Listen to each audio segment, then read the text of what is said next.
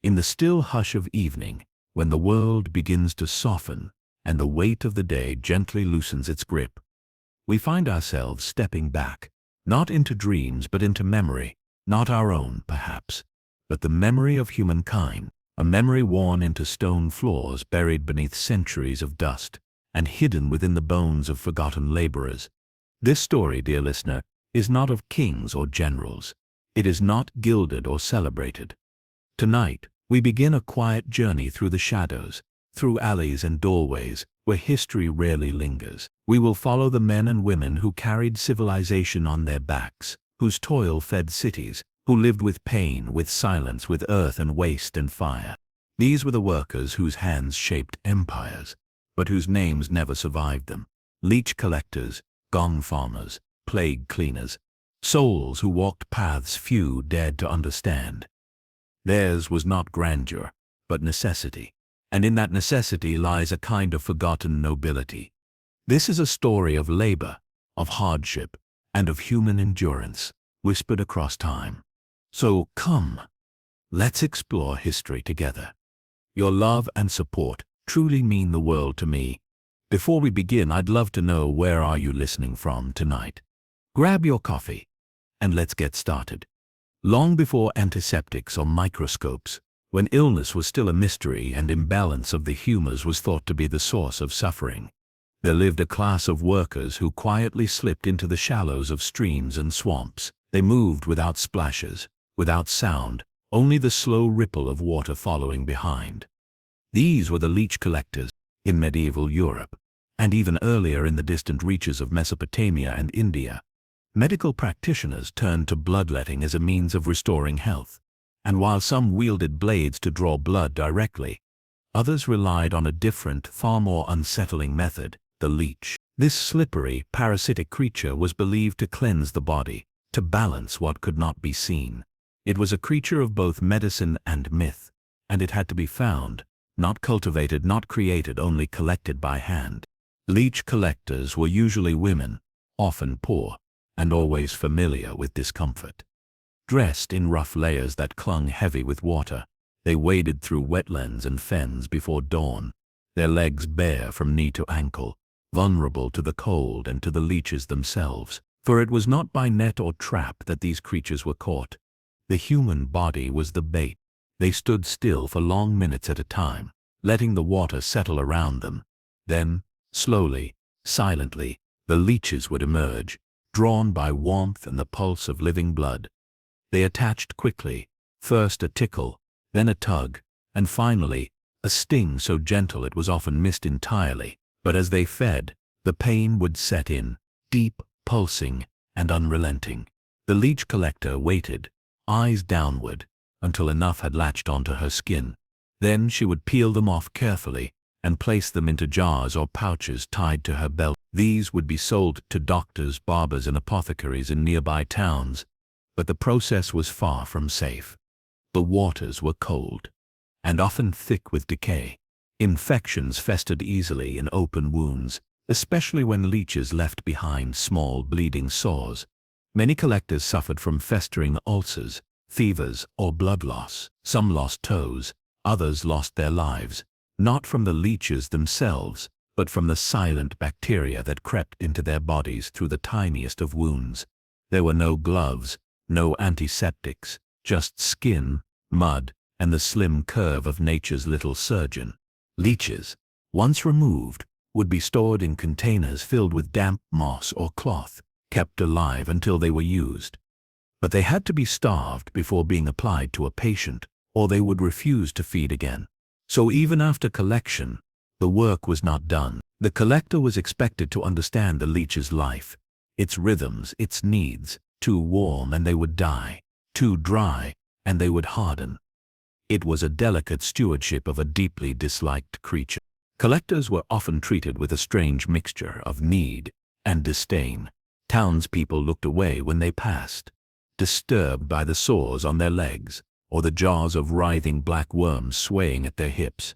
Yet these same townspeople relied on their work. The leeches were thought to cure everything from headaches to melancholy, from high fevers to childbirth complications. Still, few ever asked the collectors their names. In parts of 18th and 19th century England, leech collecting grew into a significant trade. Demand increased rapidly. And as local wetlands were overharvested, collectors traveled farther, wading into deeper waters, sometimes tying sheep or children to posts in the mud, to serve as bait for leeches when adults became too weak. It is a fact recorded quietly in medical journals, rarely spoken aloud in towns. The desperation for coin blurred the line between survival and cruelty. Yet, even in this brutal work, there was a strange kind of grace. In the stillness of water, beneath the open sky, the collector learned patience. She knew the silence of reeds brushing her ankles, the feeling of clouds reflected in rippling ponds. The leeches did not speak, but they answered the rhythm of the human body. They found it in the dark. They clung to it. They fed and released. And so did the world continue, leech by leech, life by life. Over time, as medicine evolved, the demand began to fade. Science grew skeptical of bloodletting. Germ theory arrived. New tools, new knowledge. By the early 20th century, the leech collector had all but vanished from the landscape, her silhouette replaced by sterile equipment and white coats. But leeches never truly disappeared. Even now, in the folds of modern hospitals, they remain, used in reconstructive surgery to restore blood flow in damaged tissue. The practice is no longer a superstition, but a science. And yet, those who use them today owe their knowledge to those nameless figures who once stood in water before dawn, letting the creatures rise to their skin. Perhaps, in the quiet spaces of history, we can still hear them, feet in the mud, jaws clinking softly, eyes cast downward toward a job no one wanted, but many needed. Their work may be gone, but their labor shaped centuries of care. Not celebrated, not remembered in stone, but present, always in the margins of medicine's long and winding story. And now, the water grows still again. The wind passes low through reeds, and the world, briefly, forgets it was ever unclean. There is a place, always on the edge of ancient towns, where no trees grow and the air clings heavy with an odor no breeze can carry away.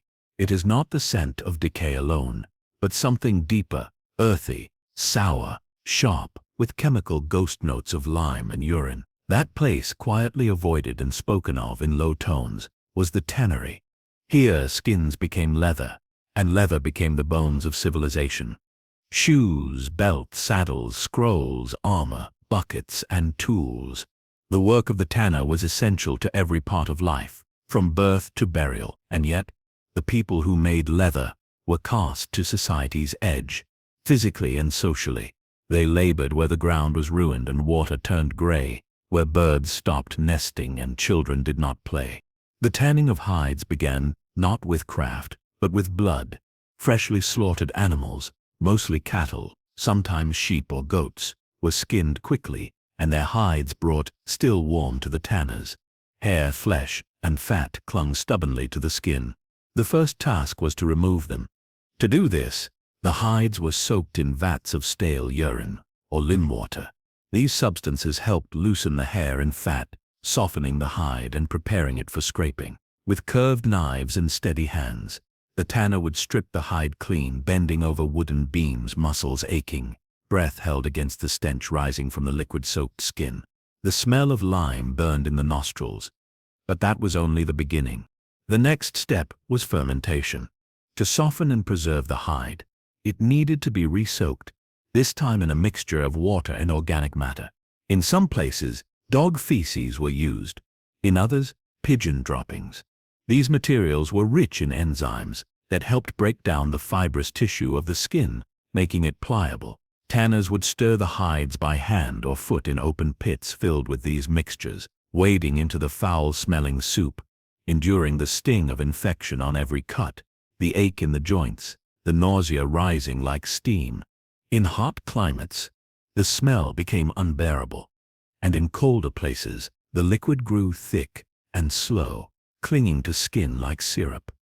There was no part of this job that spared the senses. Taste, smell, touch, all were overwhelmed. Once softened, the hides were then rinsed and stretched. Large wooden frames were used to pull the skin taut, keeping it flat as it dried. Then came the application of tannins, organic acids, found in tree bark. Especially oak bark would be ground into powder, mixed with water, and used to soak the hides for weeks or even months. This process transformed skin into leather, stabilized its fibers and made it resistant to rot. But oak bark had to be harvested, pounded, and mixed with care. A tannin needed not just endurance but knowledge. Too much tannin, and the leather would grow brittle. Too little, and it would rot from within. The process was an alchemy of time, patience, and experience. By the end, the leather was durable and dark, carrying with it the long story of its making. It bore the marks of animals, of knives, of hands, and though it would be used by kings and cobblers alike, few gave thought to the person who shaped it, because the tanner, more than almost any ancient worker, was unwelcome in polite society. Their clothes were soaked with scent, their fingers stained with bark. Their skin carried tiny cuts and scars from scraping, each one a door for infection. In many communities, tanners lived outside the city walls, or at the river's edge, near water they could use but never truly cleanse. They were forbidden from temples, avoided in marketplaces, and sometimes barred from burial in sacred grounds. Still, their work never ceased. For war required armor and reins. Births required swaddling belts. Deaths required shrouds and bindings. Trade required sacks, wagons, straps. Even the humble writing of scripture demanded parchment, which began as nothing more than carefully cleaned and stretched hide. And so, while others worshipped or governed or learned, the tanner continued day after day, foot in filth, eye on the wind, hands deep in skin. In some cultures, tanners passed their trade from parent to child, generation to generation. A strange inheritance, one of labor, not luxury. Children grew up knowing the stench before they knew the city, learning to distinguish bark types before they could read. The tannery became a world unto itself, cut off but essential. Its workers bonded not just by task, but by exclusion. Yet, within this isolation, there was a kind of pride. To take what was cast off, dead skin, rotting tissue, and turn it into something strong, long-lasting, even beautiful. It was no small feat. In silence, in shadow, the tanner built the foundation of clothing, riding, war, writing, and commerce. And though no monuments were built for them, their work endures in museums and ruins across the world. Leather sandals worn by Roman soldiers, medieval pouches bearing saints' relics, horse tack from Mongol invasions, binding cords from African scrolls, the fingerprints of the forgotten lie stitched in every curve of these artifacts. In time, industrial processes would make tanning less laborious, less dangerous. But even now, in the corners of the world, some still tan leather by hand, bark to vat, hide to frame, scrape to finish. And they carry on a tradition older than iron, older than paper, older even than wheels. So tonight, if you feel the comfort of a leather-bound book, or notice the grip of a strap worn soft by time, pause for a moment. Think of the tanner standing alone by the water, surrounded by silence, by scent, by skin, working not for praise, but because someone must, turning decay into utility, turning waste into what lasts. And in that slow transformation, something sacred was quietly kept alive. In the humming heart of ancient Rome, where stone streets echoed with sandals and fountains whispered through narrow alleys, there was a quieter industry, a profession half hidden behind tall walls and steaming vats, while senators debated in marble halls and gladiators roared beneath the sun. Another kind of labor unfolded in silence, ankle-deep in human waste. These were the fullers, Rome's essential yet overlooked laundrymen, whose job was to clean the tunics, togas, and linens of the empire. But the water they used was no ordinary water. Their cleansing agent, sharp, reliable, and freely available, was human urine. To understand this practice is to walk gently into the logic of the ancient world. where necessity shaped invention and dignity bowed often to pragmatism. Urine, rich in ammonia, was one of the strongest cleaning substances available at the time. It cut through grease, lifted stains, and whitened fabric with startling efficiency. And in Rome, a society that prized whiteness in clothing as a sign of civility and class, the demand for spotless togas was relentless. Fullers operated from dedicated workshops known as fulonicae, located throughout Roman cities. These spaces were low-roofed and hot, echoing with a constant slosh of buckets and the slap of wet cloth against stone. Within them were rows of shallow vats, sometimes sunk into the earth, sometimes built from tile, where clothes were submerged and workers climbed in to stomp them clean. Yes, stomp. The process began with collection. Buckets of urine were brought in daily, gathered from public urinals or donated by households. So essential was this substance to Roman industry that Emperor Vespasian famously placed a tax on it, a levy that would be remembered for centuries. When questioned about taxing something so vulgar, Vespasian reportedly held a coin to his nose and replied, "Money does not stink." The fullers soaked garments in the urine solution to loosen dirt and oils. Then, barefooted and often bare-legged, they stepped into the vats and began to tread. Over and over, they pressed fabric beneath their soles, working the liquid deep into the weave. They did this for hours, sometimes chanting or humming, sometimes silent, surrounded by the rising steam and the constant sting in the nose and throat.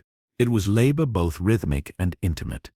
When the garments had been adequately trampled, they were rinsed in clean water, sometimes scented with bay leaves or rosemary to mask the lingering scent.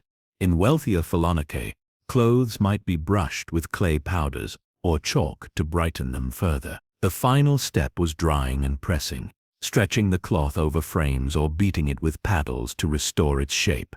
Some fullers offered polishing services, using sulfur fumes to whiten togas until they gleamed like marble. This involved suspending the fabric over sulfur-burning lamps in small sealed rooms, hazardous work in confined spaces, thick with eye-stinging smoke. Fullers were often of low status, freedmen or slaves, yet their work touched every household, from paupers to patricians. Cleanliness, after all, was deeply tied to public image in Rome. A stained toga could ruin a senator's standing. A yellowed tunic might suggest poor hygiene or dishonor, and so these men, who daily stood in filth, were paradoxically the keepers of Roman purity. Their touch made others presentable. Their labor kept appearances alive, and yet they rarely received thanks. Within Roman society, fullers were often mocked in poetry and theater. The smell of their workshops clung to them, sharp, chemical, unshakable. Passers-by would wrinkle their noses or cross the street. Even among laborers, fullers stood low in esteem, forever linked to the stink of their trade. Still, they persisted. Because Rome, like all great cities, was built not only by architects and generals, but by those who made it livable. The fullers ensured that the cloth of daily life, literally and metaphorically, remained clean, soft, and worthy of display. There were even associations formed, guilds of fullers, where knowledge and technique were passed down. In cities like Pompeii, excavations have revealed entire fullonica preserved in ash. Inside, tiled basins remain, and fragments of brushes and straining cloth have been recovered. On some walls, faded frescoes depict workers bent over vats, smiling faintly, mid-step, a quiet monument to those who kept the city's garments white. And beyond the city, in distant provinces and sun-bleached outposts, fullers performed the same work. In Gaul, in Africa, in Britannia, they washed the empire's fabric, one tunic at a time. With the fall of Rome came a slow decline in these methods. The fuller's art faded as cities shrank and knowledge scattered. Later societies would develop soaps, perfumes, and new techniques. Urine would no longer be stored in street jars. The memory of the fullers would be relegated to footnotes, oddities, whispers of a time when sanitation met ingenuity in strange and necessary ways. But even today, ammonia remains a key ingredient in many cleaners. The logic remains, even if the source has changed.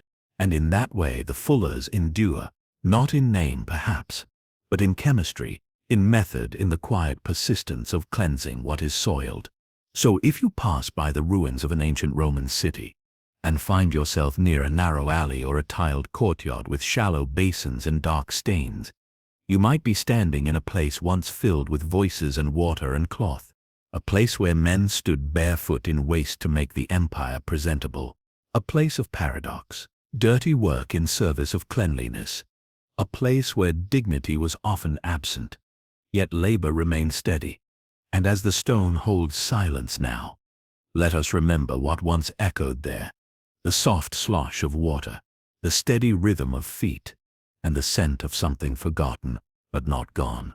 Beneath the grand arches of medieval halls and the open skies of public squares, there lived a figure neither fully seen nor truly hidden, a man who stood just outside the moral order of his society, yet served its harshest laws with unwavering precision. He was not a soldier, nor a judge. He was the executioner, a man whose profession required silence, steadiness, and the burden of a final touch.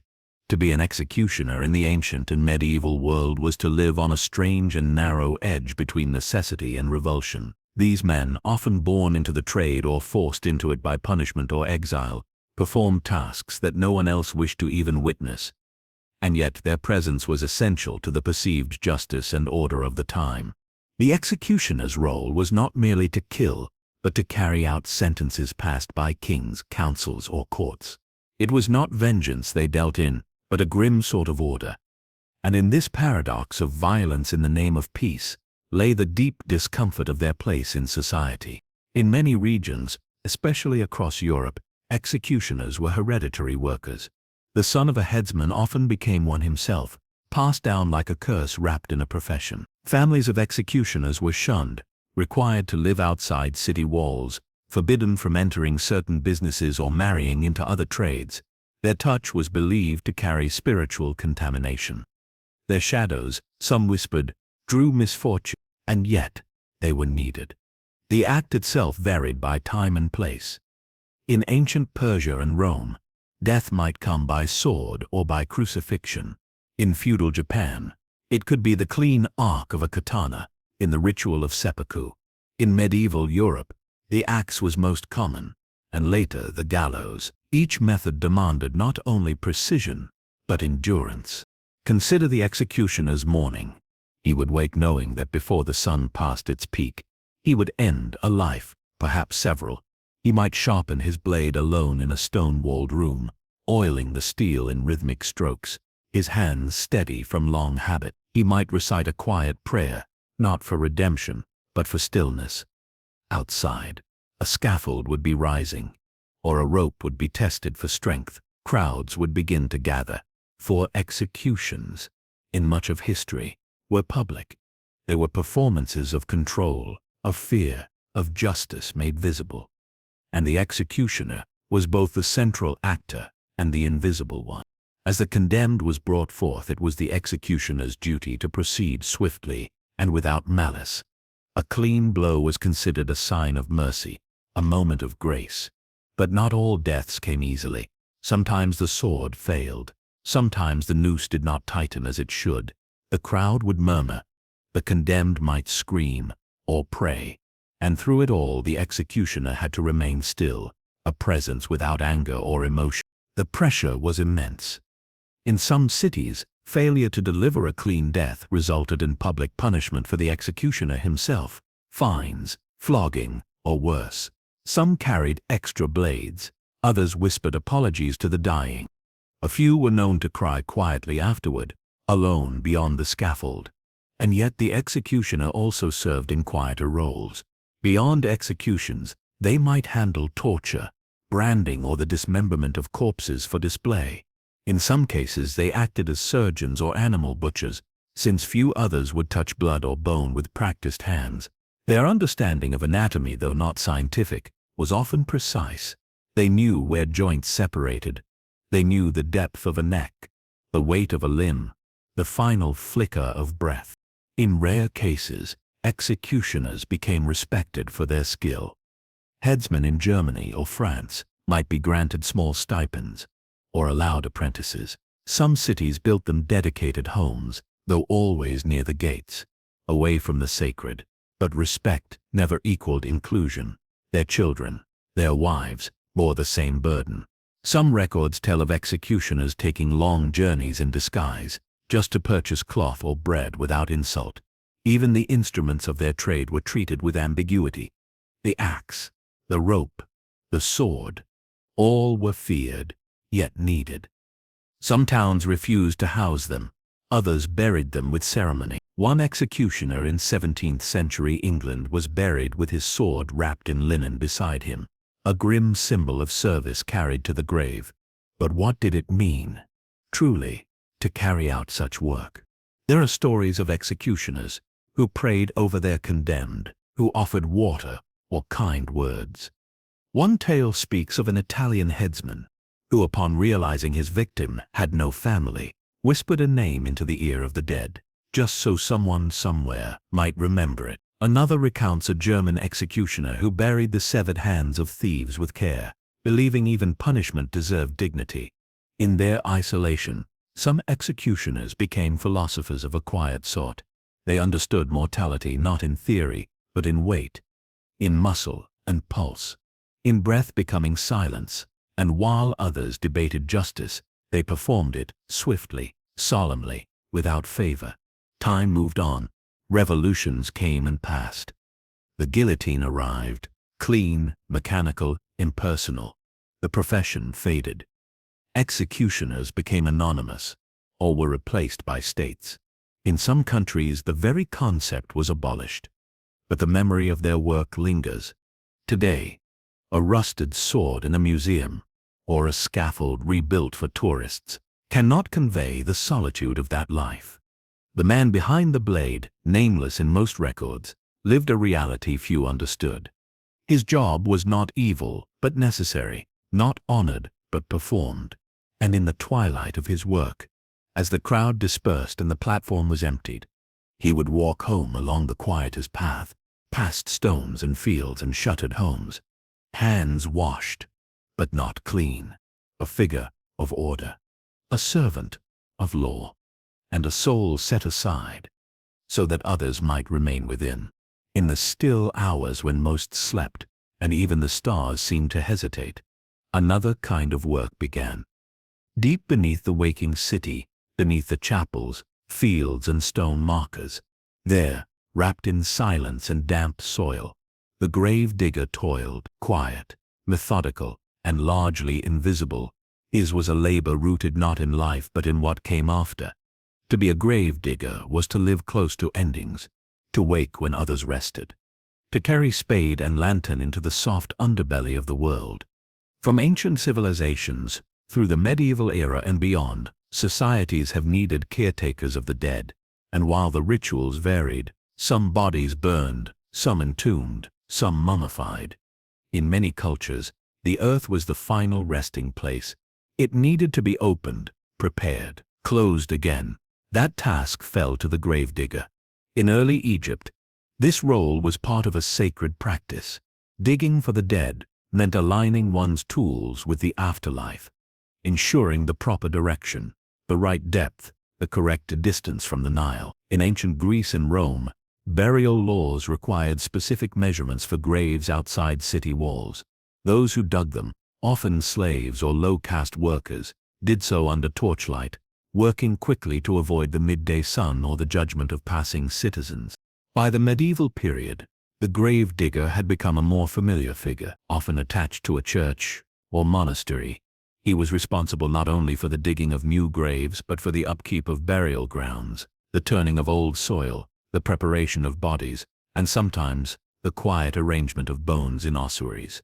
When space ran short, he lived near the cemetery, slept near it, ate within the same yard where others were laid to rest. The soil he handled was never just earth. It held stories, fragments of wood, bits of cloth, a child's toy, a prayer bead, a snapped ring, and bones. Always bones. Sometimes ancient, smooth from time. Other times recent, not yet fully reclaimed by the ground. The gravedigger worked among them all, hands stained, boots heavy, breath slow. The work was hard and unrelenting. Graves had to be dug by hand, a full 6 feet deep or more, depending on the customs of the time. The soil was rarely soft. It resisted, clinging to the blade of the shovel full of roots and rock. Rain turned it to sludge. Frost made it unforgiving. In the winter months, some grave diggers burned coals at the edge of a new site to thaw the ground before lifting the first spade. And yet, there was rhythm in the labor, a measured, almost meditative silence. The scrape, the heave, the hollow thump of earth against wood. Some spoke to the dead as they worked. Others hummed old hymns, their voices low, lost among the stones. Plague years brought different burdens. In times of great death, the Black Death, cholera outbreaks, famine, the grave digger's role grew heavy. Graves became mass pits. Names were lost, coffins scarce, protective gear unknown. Some dug until they collapsed, unable to keep up with the rising toll. In cities like London, Florence, or Prague, it is said that the sound of shovels never ceased, even at night. The world above mourned, the world below worked. Few thanked the grave digger. He moved in shadow, in necessary silence. Children were warned not to speak with him. Families watched him from a distance as he lowered their loved ones into the earth, then turned away before he began to cover them. His presence marked endings. His hands carried farewell. And yet he was a custodian of peace. He ensured rest. He gave form to grief. Without him, mourning had no direction. In many traditions, he also served as a kind of spiritual attendant, helping priests or monks wash and wrap the dead, lighting candles, saying final prayers if no one else remained. His memory became part of the place itself. Some cemeteries had generations of diggers, fathers teaching sons where the ground softened, how to avoid disturbing old roots, how to listen for the hollow beneath soil that meant a buried chamber, long forgotten. They knew the cemetery like a carpenter knows wood. The way it moved, breathed, shifted over time. Their cottages often stood just beyond the last row of graves, small and crooked, with ivy creeping up their doors and old lanterns hanging beside their windows. Inside, boots by the hearth, a spade leaning in the corner, bread left untouched on a simple table, the smell of damp wool and cold ash, a home made from patience. And the grave digger, resting, hands folded, eyes closed. He had seen sorrow without running from it. He had made a life among endings. In some cultures, they were given gentle nicknames: earth keepers, barnwardens, sleep shepherds. In others, they remained nameless, called only when needed, forgotten when the grave was filled. Today, machines dig most graves. Cemeteries are manicured, clean, regulated. The solitude of the old digger is gone. But walk among the older stones, the moss-covered, the tilted, the ones with names faded to whisper, and you might still feel him there, listening, waiting, knowing. He did not write history, but he laid it to rest. Not with song or ceremony, but with shovel and silence. And in that silence, something gentle remains, a reverence for the end, a stillness shaped by weary hands, a place where sorrow was made bearable by the simple act of being witnessed. When darkness fell across the stone alleys of medieval towns, and torchlight flickered against timbered walls, another kind of movement stirred beneath the city. Beneath homes, castles, and courtyards, in the twisting, wet arteries of old sanitation, the gong farmers emerged. By lantern or moonlight, they descended into the filth. With bucket, shovel, and iron will, they labored in silence to keep civilization from drowning in its own waste. Gong, in this case, meant something very different than the ringing of bells. It was a term for human excrement, a polite word for a deeply unpleasant thing. Gong farmers, then, were those who farmed the foulest crop, the contents of cesspits, privies, and latrines. Their work was as old as the cities they served. In ancient Mesopotamia, workers cleared drainage ditches and pits lined with clay. In Rome, slaves and laborers maintained complex sewer systems like the Cloaca Maxima. But in medieval Europe, Where sanitation declined after the fall of Roman engineering, the burden fell to men with shovels and carts, working mostly by hand, mostly by night, and mostly forgotten. Every town had cesspits, deep chambers dug beneath homes or communal latrines where human waste collected over time. These pits were not cleaned regularly. They were left to fester, sometimes for years, until the waste rose near the surface or overflowed altogether. Only then would a gong farmer be summoned. Dressed in layers of cloth and leather, often soaked through before the first hour passed, the gong farmer descended into the pit. Rope ladders or crude steps led downward into the thick, dark, airless space. The stench was unbearable, thick, sour, heavy in the lungs. Some wore soaked rags over their faces. Others chewed herbs or bitter leaves to mask the taste in their mouths. Their tools were simple: a long-handled shovel, wooden buckets, and great vats mounted on carts. With each scoop, they filled the bucket with the dense, sludgy waste and hauled it upward, where it was poured into larger containers for removal. The process continued for hours. The work was exhausting, filthy, and slow. The cesspit never surrendered its contents easily. It clung to its stench. It resisted. In summer, the heat made it worse. The waste fermented, bubbling, releasing clouds of ammonia that stung the eyes and burned the throat. In winter, the waste thickened, heavy as clay, forcing the digger to chop at it like frozen earth. There was no good season for a gong farmer, only degrees of hardship. And yet, they were necessary. Without them, cities would choke. The waste was not simply dumped. In fact, it was often repurposed, sold as fertilizer to farmers on the outskirts of towns. Some gong farmers ran entire operations, coordinating teams of laborers who removed, carted, and resold the material. In this way, waste became wealth, and though most looked away when a gong farmer passed, few refused the vegetables grown from his product. Still, the social stigma was immense. Gong farmers were seen as unclean, cursed by proximity to filth. Their homes were often at the edge of towns or near the fields where the waste was spread. They were barred from certain public spaces, and some towns required them to carry bells or wear marked clothing to warn others of their approach. And yet, their pay was surprisingly high. Precisely because the job was so detested, it came with compensation above that of many other laborers. Some gong farmers grew wealthy by the standards of their class. They owned horses and wagons. They employed assistants. They lived in well-built if isolated homes, but wealth could not buy acceptance. Their children inherited the work, but rarely escaped its shadow. The psychological burden was just as heavy.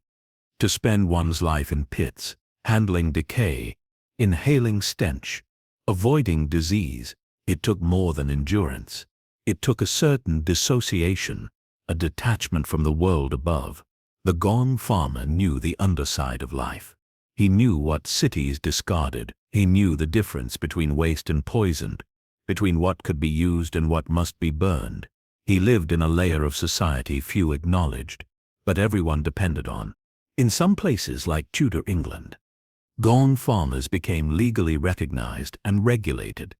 They worked at night to avoid disrupting daytime commerce. Laws governed where they could dump waste, how deep pits must be, and when they could be cleaned. Penalties for improper disposal were steep, as outbreaks of disease, especially cholera and dysentery, were common when waste was mishandled. Even so, they were blamed when illness struck. If a plague swept through a town, suspicion often fell on the very men who worked hardest to prevent it. They were shunned, cursed, sometimes attacked. Their presence was a reminder of fragility, the thin line between order and collapse, cleanliness and contagion. But not all saw them as wretched. Some, especially among the poor, respected the gong farmer's honesty, his refusal to pretend. He did what had to be done, without complaint, and with a kind of rugged dignity. He did not lie about the world. He faced its waste, its rot, its truths. And when the cart rolled through the streets at dawn, its wheels thick with mud, its driver silent beneath the rising sun, the city quietly exhaled. For the streets were clean, the pits were empty, and though no one thanked him, life resumed. Today, sewer systems hum below our feet with mechanical precision. Machines and chemicals do the work once done by hand. But the spirit of the gong farmer lingers in every flush, in every pipe, in every waste treatment plant that hums at the edge of a modern city. And if you listen closely in the stillness of night, you might hear the echo of a shovel striking earth, the creak of a cart rolling down a cobbled street, and the silent figure who walked behind it, guardian of the waste, keeper of the threshold. He labored where no one dared look, and because of that, the city slept. Beneath the soft fog of ancient marshlands, where the earth gurgled and reeds swayed in long, slow arcs, there moved figures half submerged, their trousers soaked to the waist, their hands clutched tight around glass jars or linen sacks. The early light barely touched them, the birds kept their distance. These were leech collectors, and their task, as unglamorous as it was vital, was to harvest one of the most prized creatures in early medicine, the leech. Before antiseptics, before sterile needles or clinical transfusions, the world bled itself to health. From Mesopotamia to the courts of Renaissance Europe, physicians believed that illness stemmed from an imbalance in the body's four humors: blood, phlegm, black bile, and yellow bile. Too much blood meant fever, swelling, or restlessness. The solution? Let the blood out. And to do that, they needed leeches. The Hirudo medicinalis, the medicinal leech, was considered both precise and less traumatic than the blade. Its bite was subtle, its feeding slow and steady. It could draw a controlled amount of blood, often from areas too delicate for a knife: the temples, the eyelids, the inside of the mouth. Leeches became tools of refinement, recommended for everything from gout to headaches, from nervous conditions to melancholy. But they were living creatures, and someone had to gather them. So began the quiet, treacherous work of the leech collector. Their domain was the wetland, ponds, lakes, riverbanks, and swamps. Wherever the water stood still and grasses curled through the mud, leeches could be found. The collector would rise before dawn and walk barefoot into the mire. Boots were often useless. Leeches could not bite through thick leather, and most of the time the best bait was human flesh. So they used their own bodies. The collector would wade into the water and stand motionless, calves half buried in muck, arms slack at their sides. Waiting, slowly the leeches sensed warmth, movement, breath. One by one they emerged, twisting in the water, drawn like iron to a lodestone. They latched on gently at first, their small mouths forming tiny Y-shaped incisions. Then their feeding began, slow and methodical, the blood flowing freely thanks to an enzyme in their saliva that prevented clotting. Once the leeches were fattened and sluggish, the collector would remove them, gently peeling them away and dropping them into jars lined with damp moss. The jars were stoppered with breathable cloth. Too little air, and the leeches would suffocate. Too much, and they would escape. It was a delicate balance, repeated again and again, until the body was speckled with bites, and the jars were full. The work was not only painful, it was dangerous. Collectors risked infection from the bites, especially when doing it daily. Prolonged exposure to water led to sores, fungal infections, and gangrene. In colder climates, frostbite was common. In warmer regions, snakes, biting flies, and unseen hazards lurked beneath the water. And still they came. Women, men, even children.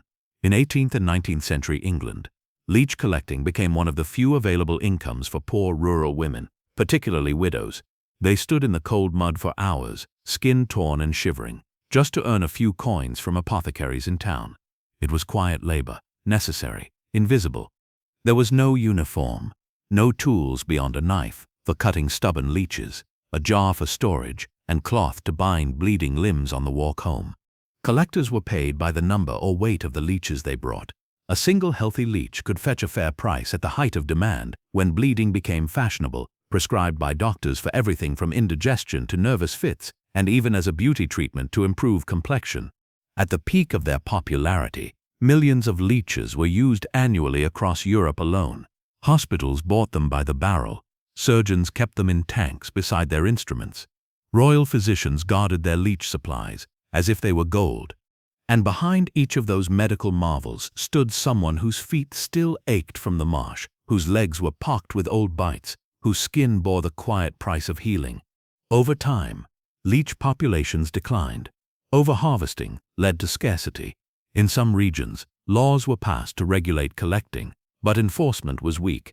In others, leeches were farmed in artificial ponds, but still the wild leech, strong, proven, resilient, was preferred. Then came the turn. Modern medicine arrived with microscopes, bacteria, and a new understanding of disease. Germ theory replaced humors. Doctors began to abandon bloodletting. Leeches, once prized, fell into disuse. Apothecaries reduced their orders. Hospitals emptied their tanks. Collectors found their buyers dwindling, their trade fading into silence. And yet they kept walking. In some corners of the world, leech collecting continued, passed down as a family tradition, a rural custom, a knowledge kept alive by those who remembered.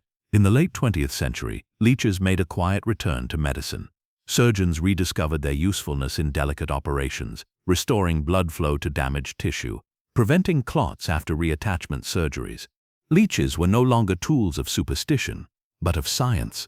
Still, the method of harvest had hardly changed. A body in water, a patient stillness, a waiting that feels like listening. Today, leeches are mostly raised in controlled environments, but the image of the lone figure in the fog, stepping barefoot into the wet earth, hands steady, mouth silent, endures. Because in that image lies something older than medicine, the willingness to offer one's own body, quietly, to serve another's healing, the willingness to bleed so that others might mend. And as the jars are closed and the feet leave the marsh, only the reeds remain, swaying slowly in the breeze, bearing witness to the strange bond between blood and mud, between nature and the human need to heal. In quiet villages tucked into the misty folds of the Welsh hills and English borderlands, a strange figure would sometimes be summoned in the still hours after death. He did not wear robes. He carried no scripture. He was not a priest, nor was he welcomed in polite society. Yet his presence was sought for one final task, silent, sacred, and unsettling. He was the sin-eater. His role was whispered, not declared. He came to take what no one else could bear, the sins of the dead. And he did so not through prayer or ritual, but through the act of eating simple bread, a sip of ale, consumed beside the corpse in solitude. In that moment, he became the vessel for all the unspoken wrongs of the departed, the thief's dishonor, the drunkard's shame, the cruelty never confessed, and he swallowed them down, alone. The origins of the sin-eater are difficult to trace. There is no formal record in church doctrine, no canon text that outlines the rite. It was not sanctioned by clergy. In fact, many believed it heretical, an old pagan custom dressed in the clothes of Christian finality. And yet across the rural marches of Wales and the English Midlands, the practice endured for centuries, whispered from house to house, passed down through memory more than record. The process was stark in its simplicity.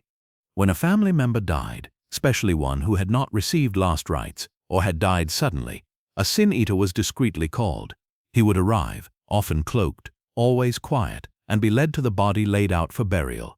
A piece of bread would be placed on the chest of the deceased, sometimes with a few coins or a cup of ale set beside it. The bread symbolized the sins of the dead, unconfessed, unredeemed, unsettled.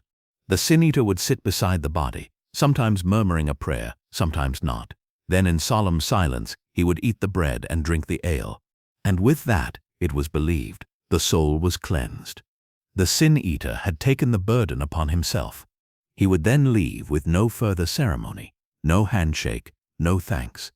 He was paid in coin or food, but never in friendship. His role, while vital, was tainted.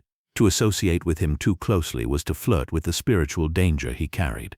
For he was no longer just a man. He was a vessel of corruption, a walking repository of others' sins. And the longer he practiced, the more sins he bore. It was said some sin-eaters aged quickly. Their backs hunched under invisible weight, their eyes grew hollow, their steps slower. They became figures of pity or fear. Children were warned not to speak to them. Adults crossed themselves if one passed too near. And yet, when death came, it was the sin-eater they called. In the shadows, he was needed. There was no training for the role, no apprenticeship. Some were chosen by desperation, those shunned by trade, scarred by poverty, or marked by birth. Others were born into it, sons of former sin-eaters, inheriting the role like a curse. Many were wanderers, never staying long in one village, carrying their burden across counties in the folds of their coats. But despite their isolation, sin eaters served a spiritual function that even the church, at times, could not. They were the answer when a priest could not arrive in time, when death came too suddenly, when guilt lingered like smoke in a closed room. They filled a void, not of theology, but of fear, the fear that a soul might drift unrested, that the past might cling too tightly, that death left unchecked might spread more than sorrow. In some cases, sin eaters were believed to take on visible changes. Tales spoke of those who could no longer sleep, tormented by dreams not their own. Some were said to be able to name the sins they'd consumed, glimpses of confession in the flicker of a firelight.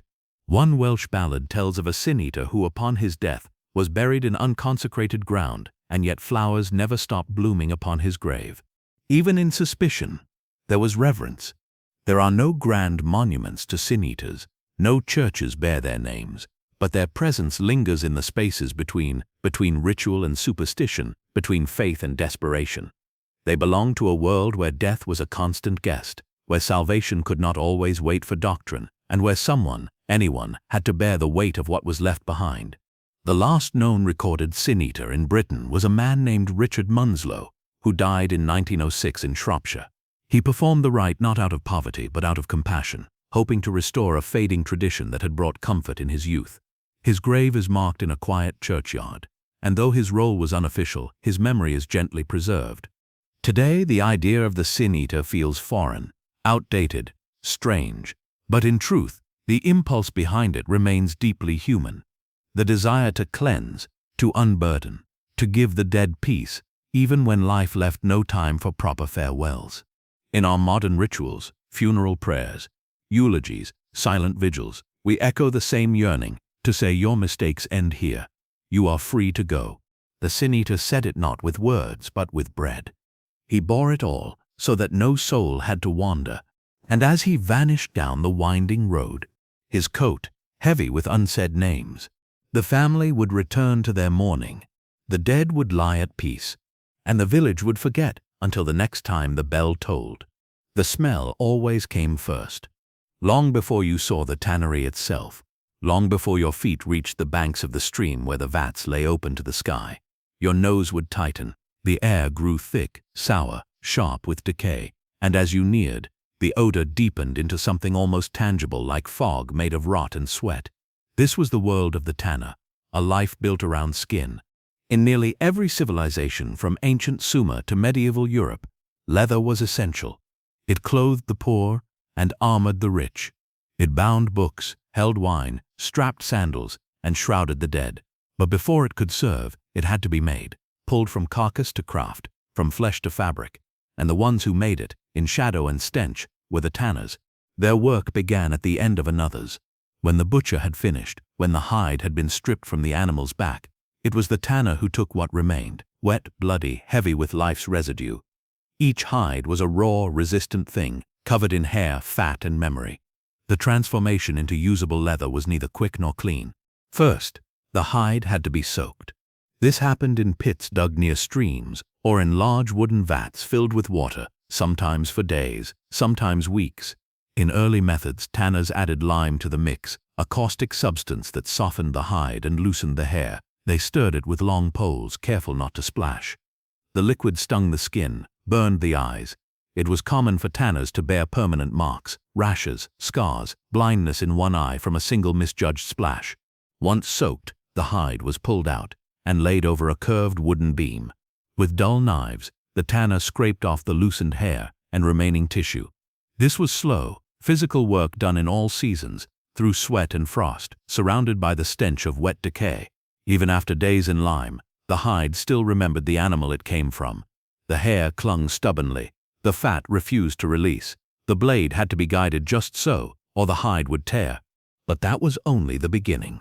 To prevent the hide from rotting, it had to be tanned, chemically transformed from perishable flesh into something durable. Ancient methods used tannins, natural acids found in the bark of trees like oak or chestnut. The hides were soaked again, now in bark solution, for weeks or months. Slowly, the tannins penetrated the fibers, stiffening the skin, darkening its color, hardening its future. But long before this practice became common, another, far less palatable method was used. One whispered in corners, joked about by those who never had to do it themselves. Human urine.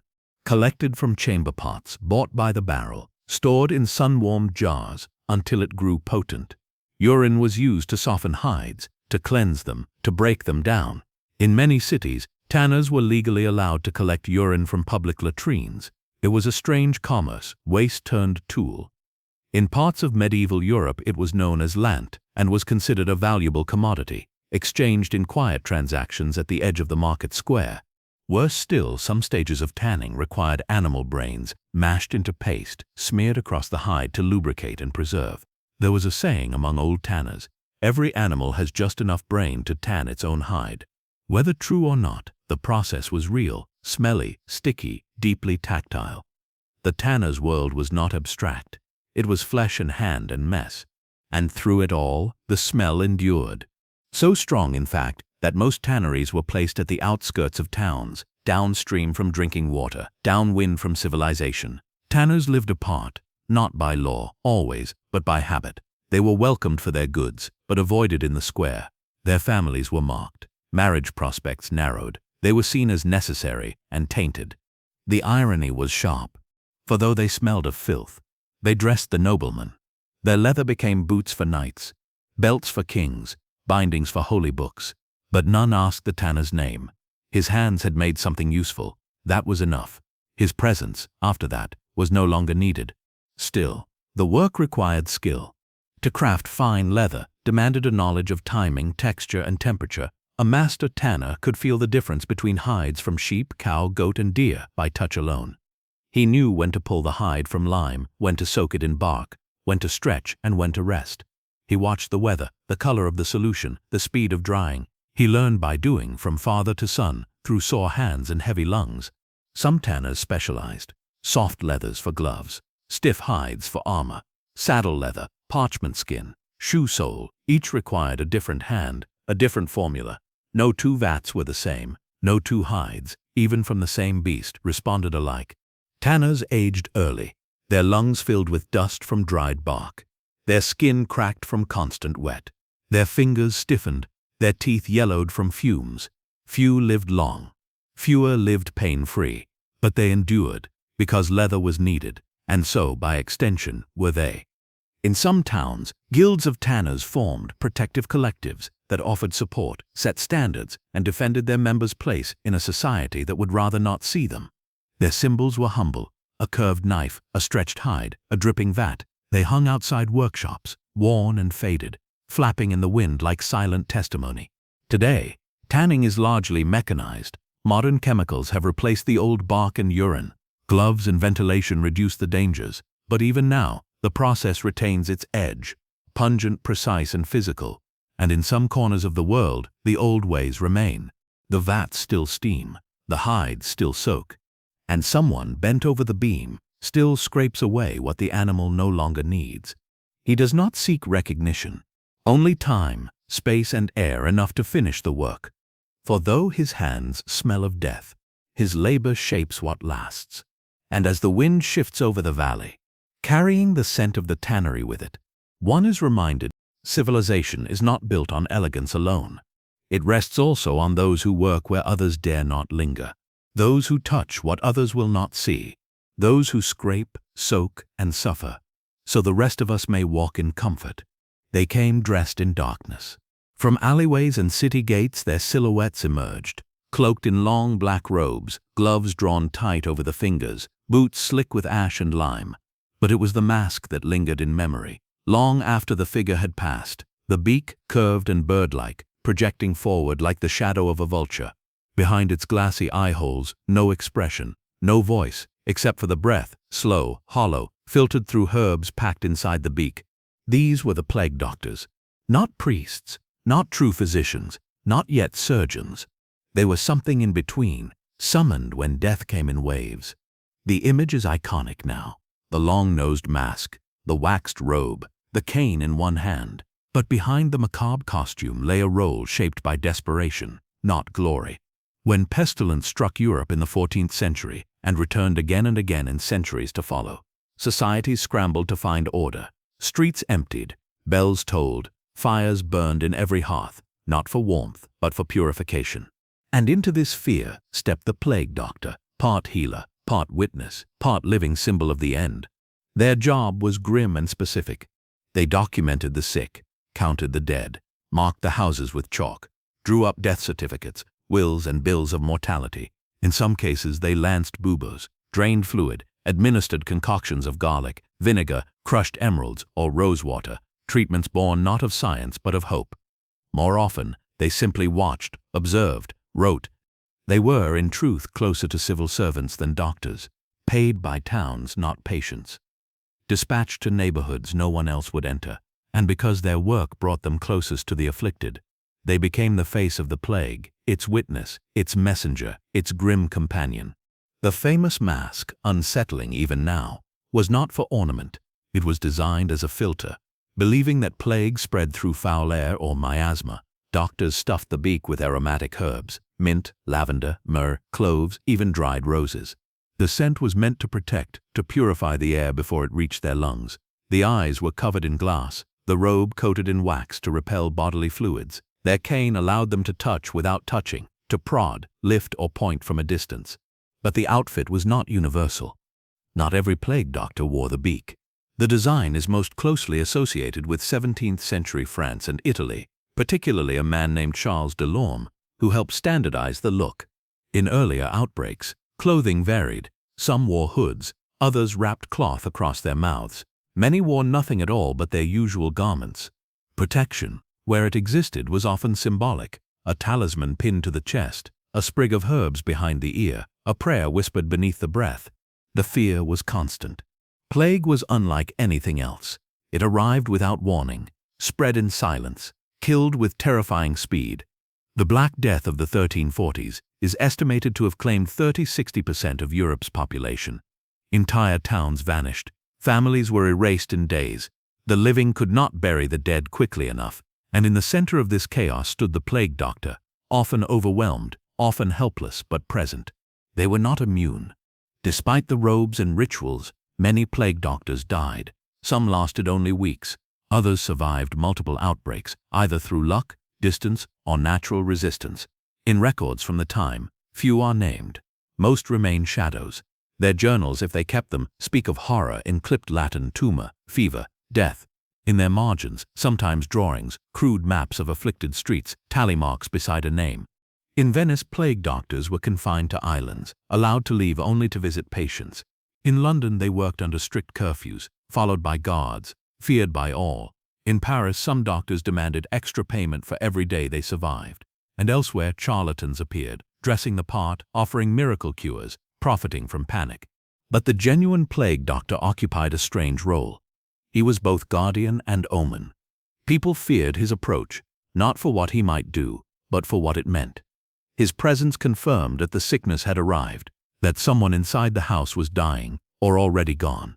He carried no comfort, only knowledge, only record.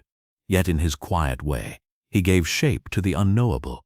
In a time when science failed, when clergy fled, when neighbors barred their doors, the plague doctor remained, present, standing in alleyways, watching, listening, writing. Some came to their work from medicine, others from clerical training, or simply poverty. Few stayed long, fewer left records. But now and then, a letter survives, a note from a young doctor to his brother, describing the silence of the infected house, or a parish record, noting that Dr. Bellamy expired in the course of duty, having attended 22 households in a single week. No one applauded them. There were no parades, no plaques. Only the mask remained, beaked and blind. Today, the image endures in art, fiction, and festival. A symbol of fear, of mystery, of death, just barely kept at bay. But behind the image was a man, a figure who walked into rooms others had abandoned, who recorded the final breaths, who counted the bodies, who tried, however hopelessly, to impose order on a world collapsing under disease. He did not always save lives, but he bore witness. And in times of plague, sometimes that was all one could do. And as the plague flags hung from doors, and the smoke of burning herbs curled into the sky, one could glimpse him on the horizon, black robe trailing behind, cane in hand, head bowed beneath the weight of so many endings, a silhouette in stillness, a figure without name, a servant of sorrow, walking slowly between the living and the dead. In the gold-threaded halls of royal palaces, where sunlight caught the shimmer of silks and footsteps echoed through polished stone, there existed a quieter space, not quite shadow, not quite spotlight. It was here, beside the throne, but never on it, that the whipping boy lived, neither servant nor noble, not quite tutor, not quite companion. And yet, he bore something few others could claim, the bruises meant for a king. The concept was as strange as it was real. In certain royal courts during the 15th to 17th centuries, particularly in England, princes, especially heirs to the throne, were considered untouchable by ordinary discipline. A teacher or tutor, no matter how learned or high-born, could not strike the royal flesh. Even a mild scolding of a future monarch was fraught with danger. Yet children are children, and princes, perhaps more than most, were prone to disobedience. And so, another solution emerged. The whipping boy. He was raised beside the prince, educated with him, taught the same lessons, often chosen for intelligence and good manners. He was not of royal blood, but neither was he base-born. He had to be respectable, trustworthy, and most of all close. For his role depended on a bond strong enough to make the prince feel the sting, not on his own skin, but in his conscience. If the prince misbehaved in his studies, if he was rude, lazy, or defiant, it was the whipping boy who was punished in his place. Struck with a rod or switch, scolded sharply, made to cry or stand in shame, all as the royal child watched. The theory was simple. The sight of his friend suffering for his own wrongdoing would instill guilt in the prince, and with time, virtue. But human emotion is not so easily designed. Sometimes the guilt came, sometimes it did not. And for the boy who bore the punishment, the experience was more than academic. He woke each morning knowing that his day's bruises might not be earned by his own hand. He sat beside the prince, read the same texts, practiced the same Latin verses, all the while wondering whether a forgotten line or careless jest would cost him tears by sundown. He had no power to prevent it, and he could not refuse. Yet their bond was unique. Unlike servants who came and went, or tutors who stood apart, the whipping boy was always near. He ate beside the prince, played with him, grew with him, and through shared years of laughter, lessons, and the long hours of court life, something often formed that surprised both child and monarch: friendship. Genuine, quiet, deep. There are records, sparse but real, of whipping boys who grew to be advisors, diplomats, even knights. Their closeness to royalty gave them a certain visibility, though their status was always tenuous. Others vanished from history entirely, remembered only in the margins of memoirs or court letters. Perhaps the most well-known reference to this tradition comes from the childhood of Edward VI, son of Henry VIII. His supposed whipping boy was named Barnaby Fitzpatrick. Though modern historians debate whether he was ever actually whipped, Fitzpatrick later served as a courtier and diplomat, suggesting that the role, if it existed, carried a strange kind of legacy, both painful and prestigious. But not all stories ended well. There were boys who suffered beatings with no remorse from the prince, boys who were cast aside once the heir came of age, boys whose friendship was only illusion, a tool used by tutors to manipulate or by courts to control. Their bruises faded, but their place remained invisible. The emotional toll is difficult to quantify. Imagine the complexity to suffer, not for your mistake, but for someone else's, and someone you may deeply love, to be punished by design, not fate, and to know that the pain was not random, but structured, systematized, ritualized. What does such knowledge do to a child? Some might grow bitter, others numb, and some perhaps strong, forged not by comfort, but by restraint. The idea of the whipping boy fades in the 18th century, as Enlightenment ideals about education and child development took firmer root. The practice was increasingly seen as both morally questionable and educationally flawed. Emotional manipulation, guilt-based learning, and vicarious punishment gave way, slowly, to more reasoned forms of discipline. And yet the metaphor remains. Today we still speak of scapegoats, those who suffer for the faults of others. In politics, in families, in forgotten systems. We know what it means to carry blame not our own, and somewhere deep in that concept, the whipping boy endures, not just as a historical oddity, but as a symbol of injustice, structured to look like education.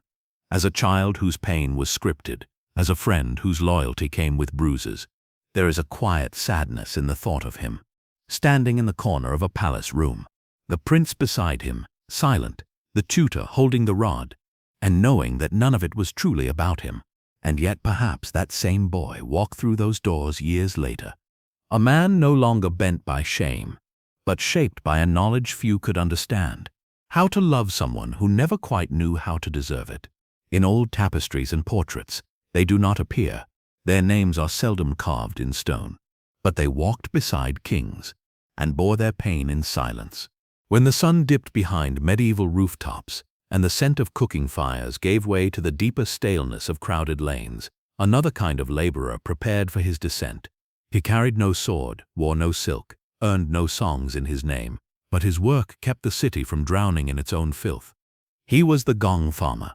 The word gong comes not from sound, but from the Old English gang, meaning to go, or more directly, to go to the privy. And in the privies of medieval towns and castles, in the latrines of inns and homes and bustling tenements, human waste gathered, sometimes for days, sometimes for weeks, until at last someone was paid to carry it all away. His hours began when others slept. The gong farmer's domain was the night when streets emptied and candles dimmed, when fewer eyes were there to see or smell the labor to come. His tools were simple: a leather apron, thick gloves if he could afford them, a shovel, a bucket and a lantern. Sometimes a cart waited nearby. Often he worked entirely alone. The cesspits, large, stone-lined holes dug beneath privies, were rarely cleaned. Some were dug decades before and left to collect layer after layer. When full, they stank up homes and businesses. Overflows seeped into cellars and courtyards. It wasn't just discomfort, it was disease, cholera, typhoid, the silent messengers of filth. So, down he went. Some cesspits were dry, their contents hardened like soil, requiring heavy scraping. Others were still wet, thick with human waste, mixed with urine, straw and kitchen refuse. The texture was unlike anything else on earth.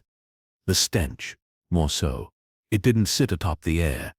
It saturated it. It clung to the nostrils, crept into the throat, embedded itself in the folds of clothing. It was not simply smelled. It was endured. The gong farmer would lower himself into the pit, or reach in with a long-handled shovel, transferring bucket after bucket into sacks or carts above. If he had assistants, often called rakers, they hauled the waste to wagons waiting outside. The job was physical, suffocating, and relentless.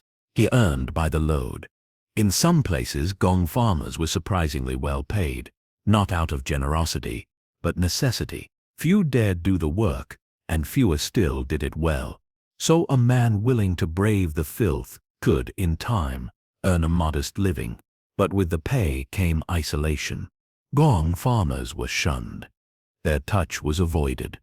Their homes placed on the edges of towns. Some were required by law to work only at night, to avoid offending townsfolk. If they entered a tavern, patrons moved away. Children were warned not to stand too near. They became invisible even as they held cities together. And yet they carried more than waste. In their carts were hints of life and death. Bits of cloth, bone, hair, discarded medicines, half-burnt letters. In wealthier homes, lost trinkets sometimes surfaced. Rings fallen from fingers, coins from careless pockets. One tale from Tudor England speaks of a gong farmer who found a signet ring believed lost for over a decade, returned, silently with no thanks. In London, where cesspits numbered in the thousands, gong farmers worked in teams. Their waste was carted to the outskirts, dumped in designated fields, known as lay stalls. There it rotted further, or was sold as fertilizer to farmers. The circle of waste became a circle of use. The filth of the city fed the crops of the countryside. The hands that gathered it fed the nation indirectly, invisibly. But the dangers were many. Cesspits could collapse. Some were so deep and neglected that farmers drowned in them. Others were overcome by fumes, methane, ammonia, and sulfur rising from the depths like silent ghosts. A single misstep could mean death, suffocation in silence. Records from medieval city rolls occasionally mark a name beside the grim note, perished in the pit. Still, the work continued, because someone had to clean. Someone had to descend where others would not. And as cities grew, so did the need. By the 17th century, efforts to modernize sanitation began. Sewers were dug, privy laws were passed. But even then, the gong farmer remained, not gone, just redefined. Now, with carts, lanterns, and roots, now with uniforms in some regions, still unthanked, still unseen. Today, we barely speak of them. Their legacy is paved over, literally. Modern plumbing has turned human waste into a system, abstract and distant. We press a lever, and it vanishes. But not long ago, that disappearance came only through human hands. And those hands belong to the ones who entered the pits. The gong farmer reminds us that civilization is not only built by builders, but by cleaners, not only by leaders, but by those who crawl beneath the foundations. Beneath the stone streets and the marble arches, there were buckets, shovels, carts filled with human waste, and a man walking behind them, head down, eyes red, doing what no one else would. He is not found in statues, but he is there, beneath every cobblestone road that once reeked and now does not, in the silent history of those who endured stench so others could breathe freely. And when the moon hung low, and the streets emptied again, you could sometimes hear the creak of his wheelbarrow, moving slow but steady through the sleeping city, reminding us all that even the cleanest kingdom rests, at some point, on someone else's shovel. There are professions that live in the memory through their tools: blacksmiths with hammers, scribes with quills, healers with herbs. But some tools were alive, slippery, silent, and hungry. And the ones who gathered them, they waded into cold waters at dawn, skirts soaked to the waist, arms stung by nettles, breath hanging in the mist. They were the leech collectors. For hundreds of years, especially throughout the 18th and 19th centuries in Europe, leeches were not just creatures of the swamp. They were medicine, believed to balance the humors, to reduce fever, to purify the blood. A panacea for ailments from headaches to hysteria. The more the medical appetite grew, the more leeches were needed. And someone had to harvest them. But leeches are not caught with nets. They are caught with skin. Leech collectors, often poor women or children, walked into bogs, marshes, and shallow streams. There they stood still as statues, bare-legged or wearing thin wool, and waited. Slowly, the water began to move. Little shapes slid through the reeds, drawn by warmth, by movement, by the promise of blood. The first bite was sharp, then numbing. Leeches injected a small dose of anesthetic before feeding. They latched on tight with tiny teeth, burrowing their heads into the skin. If left undisturbed, they could feed for up to 20 minutes, drawing blood with quiet, focused intent. Collectors waited until several leeches had attached. Then, carefully, they peeled them off and dropped them into containers, usually glass jars or small wooden boxes, filled with water and punctured lids. Some collectors used bait animals instead. Old horses or sick dogs, tethered in shallow pools, sacrificed to the job. But most used themselves. It was faster, cheaper, and nothing baited a leech better than warm human blood. The work was not without danger. Each bite left a wound that bled for hours. Leeches release an anticoagulant called hirudin to prevent clotting. For the sick, this was useful. For the collector, it meant soaked bandages and scars. Some bled into their boots. Others collapsed from loss of blood after a full day's work. Infections were common. Fever followed. And still, they returned. Because leeches fetched a good price. In the peak of Europe's leech mania, millions were used every year in hospitals and homes. France imported over 40 million leeches annually by the early 1800s. England followed suit. Apothecaries kept jars of them on shelves beside herbs and tonics. Doctors carried them in small tins on house calls. They were used to treat everything: nosebleeds, gout, epilepsy, cholera, melancholy. One physician even recommended them for love sickness. And at the very bottom of this medical empire, waist deep in mud and mist, stood the leech collector. It was often work assigned by circumstance. Many collectors were rural poor, widows, orphaned children, laborers injured in other trades. In Ireland and parts of Scotland, women dominated the work. They moved in pairs or alone, skirts hiked, buckets at their sides, arms marked by years of silent biting. There are few portraits of them, no statues, but sometimes they appear in watercolors or travel sketches, anonymous figures outlined against gray skies, bent slightly at the knees, waiting in still water. By midday, their jaws were heavy, but so were their limbs, and when the sun set and they trudged back toward village edges, there were few who welcomed them. Their work, while necessary, was considered strange, unclean. They smelled of rot and riverweed. Their legs were dotted in blood, their fingers water-wrinkled and raw. They were tolerated, not thanked.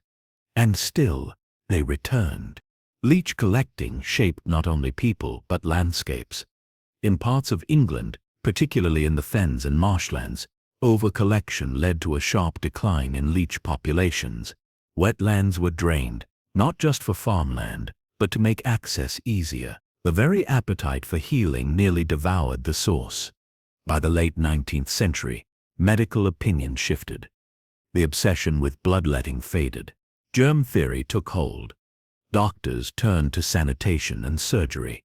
Leeches fell out of favor, and with them, the collectors vanished. Some found other work, laundry, farming, domestic service. Others did not. And now, their names are gone. But the memory of their labor lingers in the quiet corners of old texts and medicinal ledgers, in the jars labeled Hirudo Medicinales, in the faint trails that still crisscross forgotten bogs, carved by bare feet and bucket tracks. Modern medicine still uses leeches in reconstructive surgery, in cases where blood flow must be restored delicately, but they are farmed now. Sterile, controlled. The collector has been removed from the cycle. Her legs stay dry, her blood intact. Yet we owe her. She stood in the cold when others would not, let herself bleed so others could heal. She knew the rhythm of water, the silence of marshlands, the slight tug of the first bite, and the patience it took to wait for 5 more. She carried jars full of medicine, still living, still writhing across miles of reed-covered land. And when she handed them over to the apothecary, no one asked her name, only how many. And so, in a world obsessed with drawing blood, she became its quietest donor.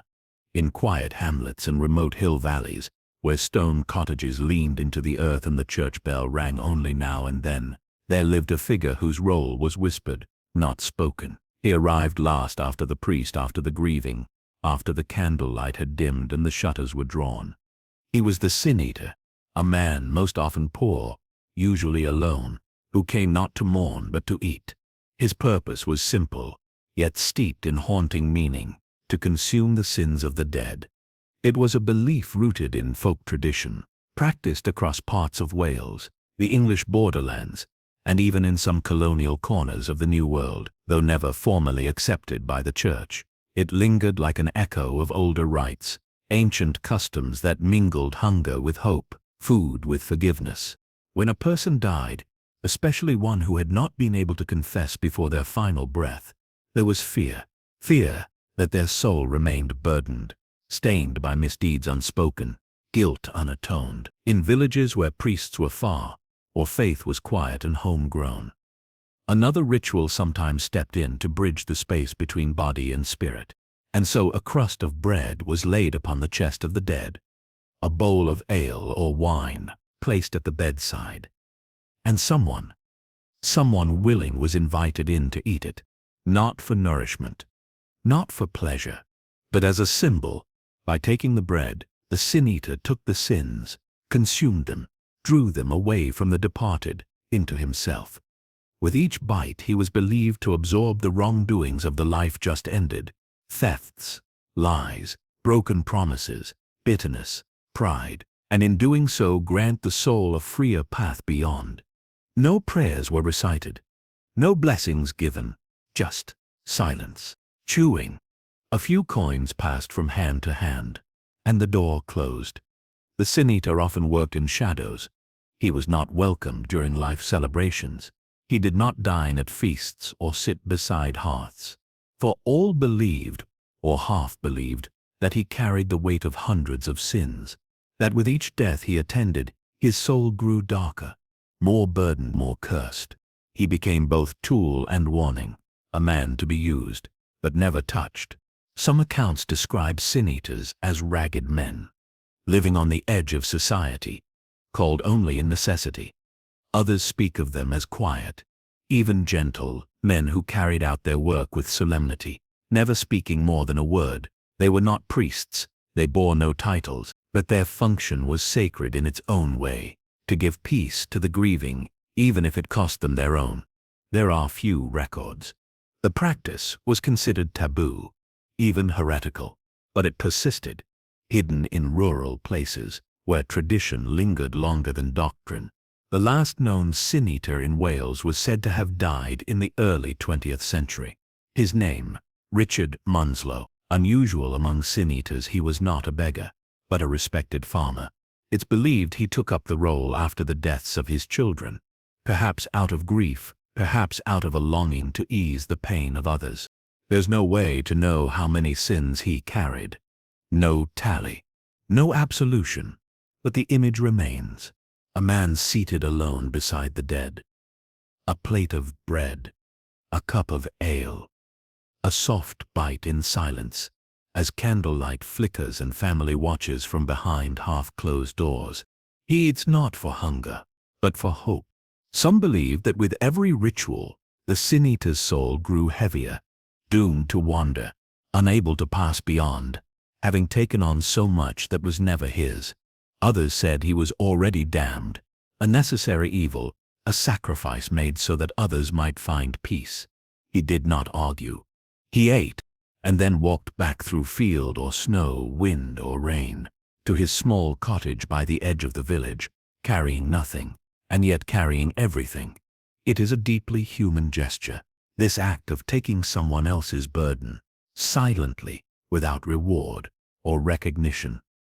The sin-eater did not offer judgment. He did not question the deeds. He simply accepted them, embodied them, and went on. He was, in many ways, a mirror, a reflection of all we wish to shed in death, the guilt, the mistakes, the regrets. In him, the community saw the possibility of release, even if it came at a cost. He was the vessel, the sponge, the final witness, and when he died, no one ate for him. There was no one left willing to take the weight, no ritual for his soul, no bread placed gently on his chest. He passed alone, and perhaps that was fitting, for in a world that asked him to carry the darkness of others, there was little room left for his own. Yet the echoes of his work remain in our metaphors, in our quiet gestures of forgiveness, in the way we sometimes still believe that sorrow can be softened by sharing, that shame can be lessened by another's compassion, that someone somewhere will take what we cannot carry. Perhaps that belief is what kept the sin-eater walking, night after night. Not money, not duty, but the faint, flickering hope that he could offer someone else what he might never find for himself, release. When the city slept under fog and soot, when the gas lamps burned low and footsteps faded into cobbled silence, another kind of work began, quiet as breath, quick as shadow, a shovel, a sack, a whispered curse against the cold, and the grave still fresh, already disturbed. These were the resurrectionists, the body snatchers. In the late 18th and early 19th centuries, as medical science advanced, anatomy schools flourished. Students needed cadavers to study, to cut, to examine, to learn. But the law offered only a narrow supply, the bodies of executed criminals. With fewer executions and more students, a problem emerged. Doctors needed the dead, but the law forbade their taking. So a new trade grew in the quiet corners of churchyards. The stealing of corpses. Resurrectionists, sometimes called night doctors or simply snatchers, were not ghouls in storybooks, but real men. Sometimes grave diggers themselves, sometimes former soldiers or laborers, They worked in pairs or small crews. Their aim was simple: to unearth the recently buried and deliver the body intact, unmarked, to the nearest anatomy school by morning. And they were paid well. Professors rarely asked questions. Payment was handed in coin, quickly counted. The fresher the corpse, the higher the price. For some, it became a full-time profession. For others, an occasional desperate act. A dark errand carried out between poverty and survival. The work was methodical. Graves were identified in advance, often those of the poor, newly buried, with loose soil and little protection. Wealthier families, fearing theft, sometimes installed iron cages over graves, known as mort safes. Others hired guards or built stone vaults. But most could afford none of these. The resurrectionist came at night with tools wrapped in cloth to mute their clatter. They worked fast, digging not the whole grave but a vertical shaft at the head, exposing only the coffin lid. Then came the hardest part, lifting the body without breaking it or drawing too much attention. They did not steal clothing. That would be considered theft, a punishable crime. But the body itself, the law was gray. There was no clear crime for removing a corpse, only for disturbing a grave or stealing belongings. And so many snatchers walked free, even when caught. Their stories ripple through old court records and newspaper columns. In London, the infamous London Burkers, named after the even darker Burke and Hare, in Edinburgh, were accused of not only stealing bodies, but eventually creating them by force. That is, killing the poor and homeless to sell their corpses as unclaimed. The public horror was immense. Riots broke out near anatomy schools. Graves were guarded by armed relatives. Coffins were weighted with stones or lined with gunpowder traps. Fear of losing a loved one, again, was almost too much to bear. And yet, medical science advanced. Behind locked doors, by candlelight, students traced muscle and bone, tendon and sinew. They named what had once been unspoken. They mapped the body in ways no previous century dared. The knowledge that would later save lives, surgeries, diagnoses, dissections, was born from these stolen cadavers. There is a paradox there. The resurrectionist, thief, desecrator, outlaw, also fueled the future of healing. He was hated, hunted, and needed. Many worked under pseudonyms. Few stayed in the trade long. Their lives were filled with danger, not only from the law, but from mobs, from illness, from betrayal. It was a world of whispers and warnings. A man might vanish after a single job, or remain for years, known only by a shadowy name among students and surgeons. Some were caught. There are tales of snatchers imprisoned, beaten, even killed by furious townsfolk. In one case, a resurrectionist was found buried in the same grave he had tried to rob, by those who sought revenge. But there were others, clever, swift, and unseen, who lived by the shovel and the sack and vanished into history without a trace. In time, public pressure mounted. The outrage could not be contained. People demanded change, and eventually it came. In Britain, the Anatomy Act of 1832 legalized the donation of unclaimed bodies from workhouses and hospitals for medical study. The law ended the need for resurrectionists. Professors no longer had to look away. Students no longer had to ask where the cadaver came from. The graveyards, at last, were allowed to rest. But the shadow of that era lingers. It lingers in the way we speak of death and dignity, in the fear, even now, that the body might not remain untouched. It lingers in the sterile quiet of the anatomy lab, where young students still bend over donated forms, their hands steady, their hearts heavy. And somewhere in the flicker of a gas lamp, one can still imagine the resurrectionist. Mud on his boots, sweat on his brow, looking over his shoulder before lifting the lid. He did not do his work with pride, but with purpose. And the world, the living world, learned from what he took. In the end, his was a job of strange morality.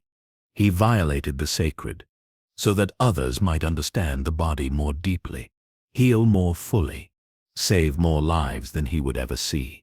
And so he walked, shovel on his back, beneath the stars, through the cold earth, one hand in the grave, the other, unknowingly, shaping the future of medicine.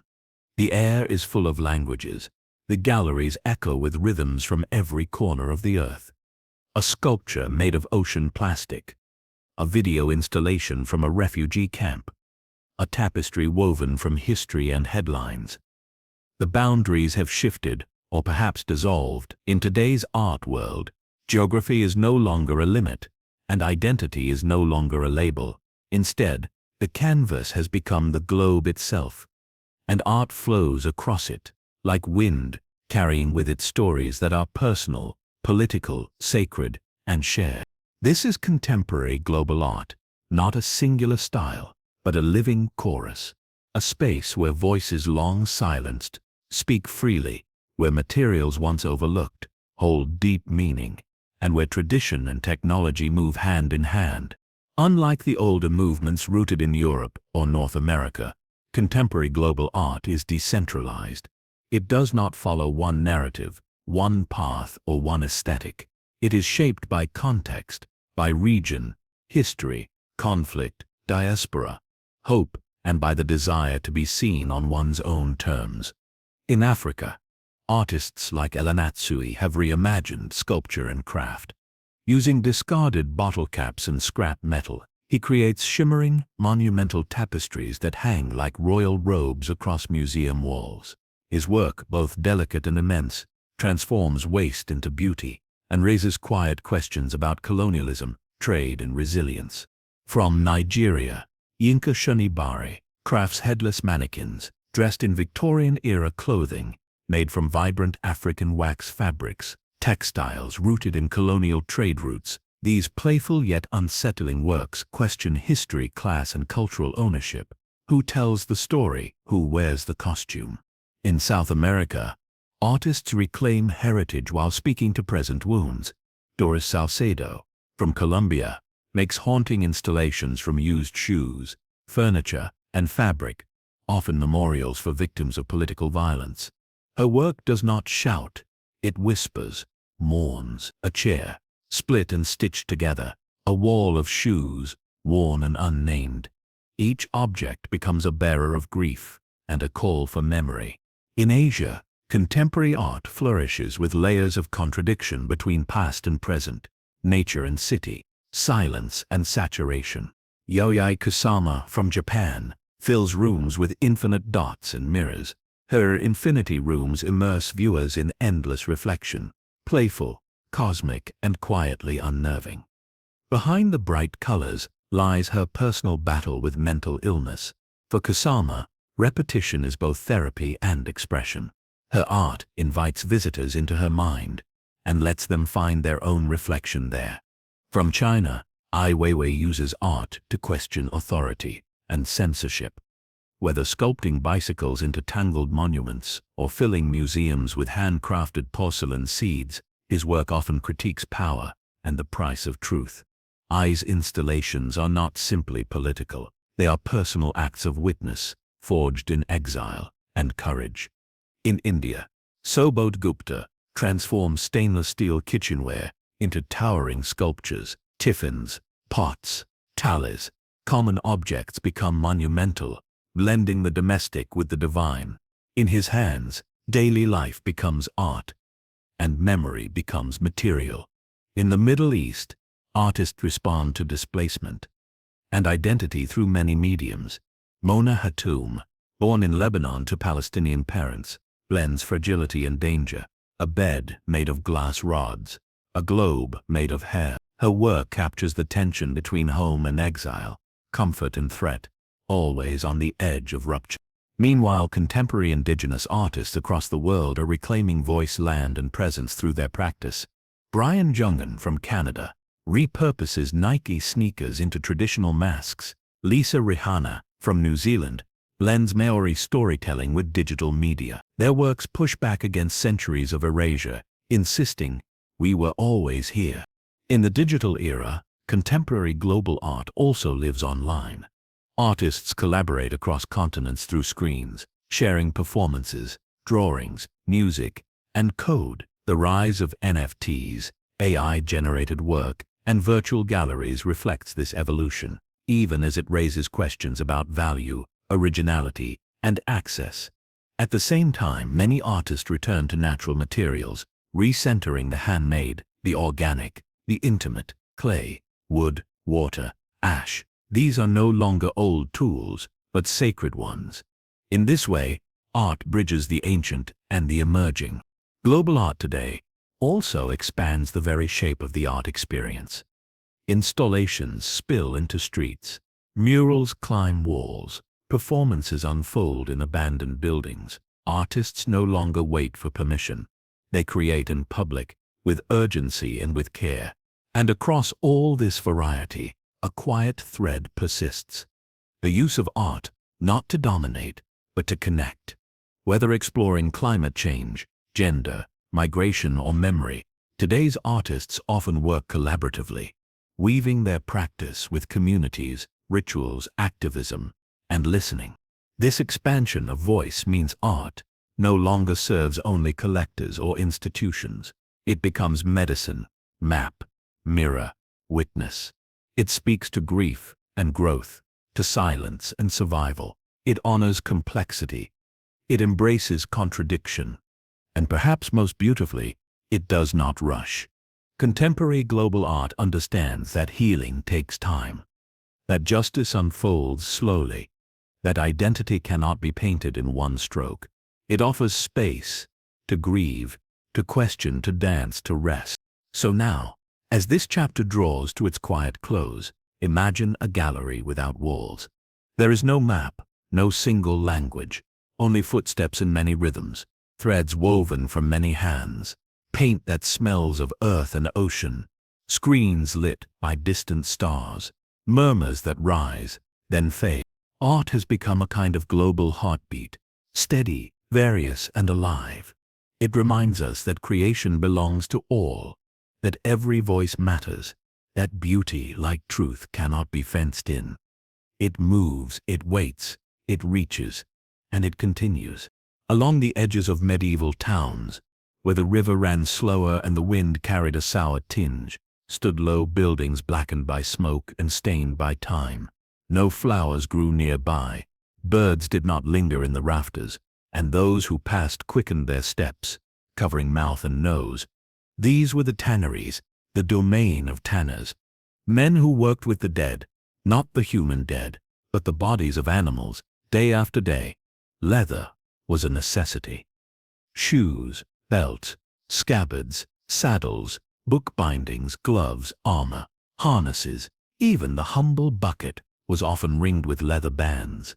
In an age before plastics or rubber, leather was everywhere, and behind every supple strap or sturdy boot was a tanner's hands, blistered, cracked, and deeply stained. Their work began with the carcass. Once the animal was slaughtered, cow, sheep, goat, deer, its skin was removed and brought, still slick and heavy, to the tannery. Often the hides arrived raw, still steaming in the early morning cold. The tanner took them first to the liming pits, deep vats filled with a caustic mixture of water and lime. The goal was to loosen the hair and separate the hide from the fats beneath. The smell was immediate. As the hair softened and the flesh began to rot, the odor that lifted from the pits was dense and choking. A sharp, ammoniac stench mingled with the musk of decay. The lime burned skin and eyes. Tanners often worked shirtless, sleeves rolled above raw elbows, thick aprons protecting little more than their front. Hair was scraped from the hides with blunt knives. Fats were peeled away by hand. And then came the most infamous part of the process, the tanning itself. For centuries, the primary agent used to preserve hides was excrement, dog feces in particular, and human waste collected from the streets in chamber pots, piled into barrels and stirred into tanning pits with the skins. The enzymes helped soften the leather and prepared it to absorb tanning agents. This part of the process required kneading with bare hands, sometimes with bare feet. The tanner would stand in the pit, up to his knees in thick, foul sludge, turning hides over and over. Day after day, the smell clung. No matter how often he washed, it soaked into skin, into hair, into the seams of every garment. Children ran from tanners. Tavern doors closed to them. In some towns they were forbidden from walking through central streets during market hours. And still, the work continued.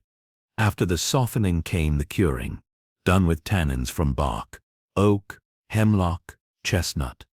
The hides were soaked in vats of tannin-rich water for weeks, sometimes months. The longer the soak, the stronger and darker the leather. The pits were deep. The labor was heavy, and the air always sour. Yet the result was material both beautiful and enduring. Leather shaped empires. It covered shields and bound books. It marched with soldiers across continents. It gripped sword hilts and held reins taut beneath royal carriages. And it all began with the tanner. A man seen as both essential and unclean. A worker whose touch was needed, but whose presence was avoided. There are accounts of tanners forming their own neighborhoods, pressed to the outer edges of town near streams, where the waste could be poured away and the stench might bother fewer nobles. They lived close to their work, in houses marked by the scent of blood, lime, and dung. Many were born into the trade, sons of tanners, grandsons.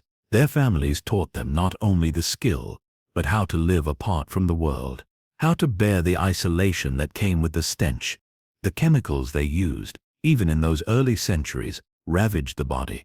Lime burned the eyes, tannins cracked the skin. The inhalation of rotting flesh, daily and prolonged, led to chronic illness.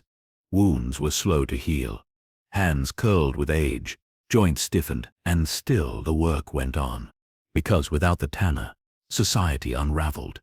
The knight had no boots. The scribe had no parchment. The merchant had no purse. The craftsman had no tool belt. And while they might wrinkle their noses at the tanner's approach, they all wore the result of his labor. He was both reviled and required, unspoken and everywhere.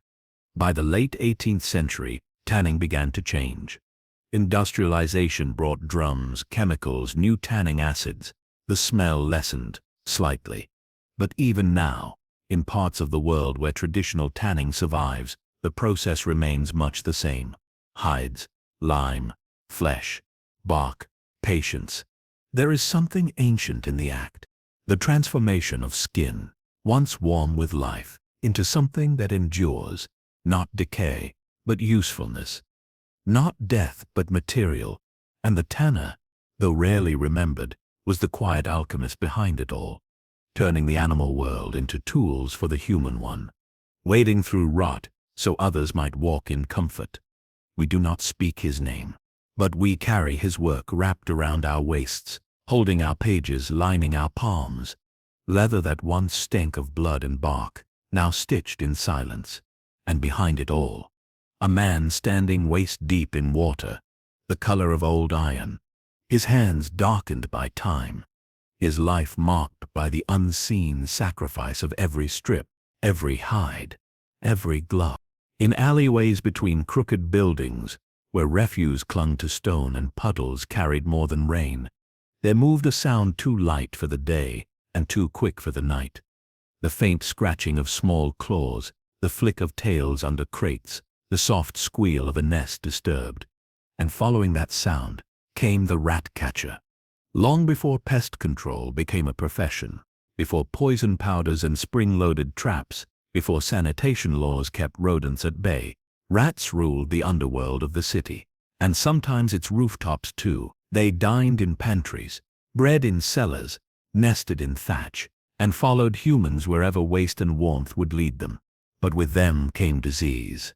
The Black Death of the 14th century, which decimated nearly half of Europe's population, had linked rats to horror in the public mind, even if few at the time understood the true nature of fleas and bacteria. Later plagues, from the Italian cities to the slums of Victorian London, continued to trace their dread to the gnawing silence in the walls. So towns hired help. Private homes summoned aid. Markets, taverns, inns, farms all turned to one figure, the rat catcher. He was not noble, nor clean, nor often trusted. But he knew the ways of the rat, and that made him valuable. He arrived with tools both crude and clever. A sack, a stick, a net. Some carried cages. Others brought dogs, small, wiry terriers trained to sniff, seize, and kill. A few had ferrets, slipped into burrows or holes to drive rats into waiting hands. The bravest, or most desperate, used only their fingers. They moved silently through the city's bones, basements, privies, haylofts, and grain stores. They crouched behind bakeries and stables, slid into sewer grates, waited by riverbanks. A rat catcher's knowledge was not written, but lived. He could read droppings like letters, follow gnaw marks like trails, smell the presence of nests where others only caught a whiff of damp. And when he worked, it was fast, grabbing with thick gloves or bare hands, tossing rats into sacks by the dozen. The sack twitched, squealed, moved like it was alive, because it was.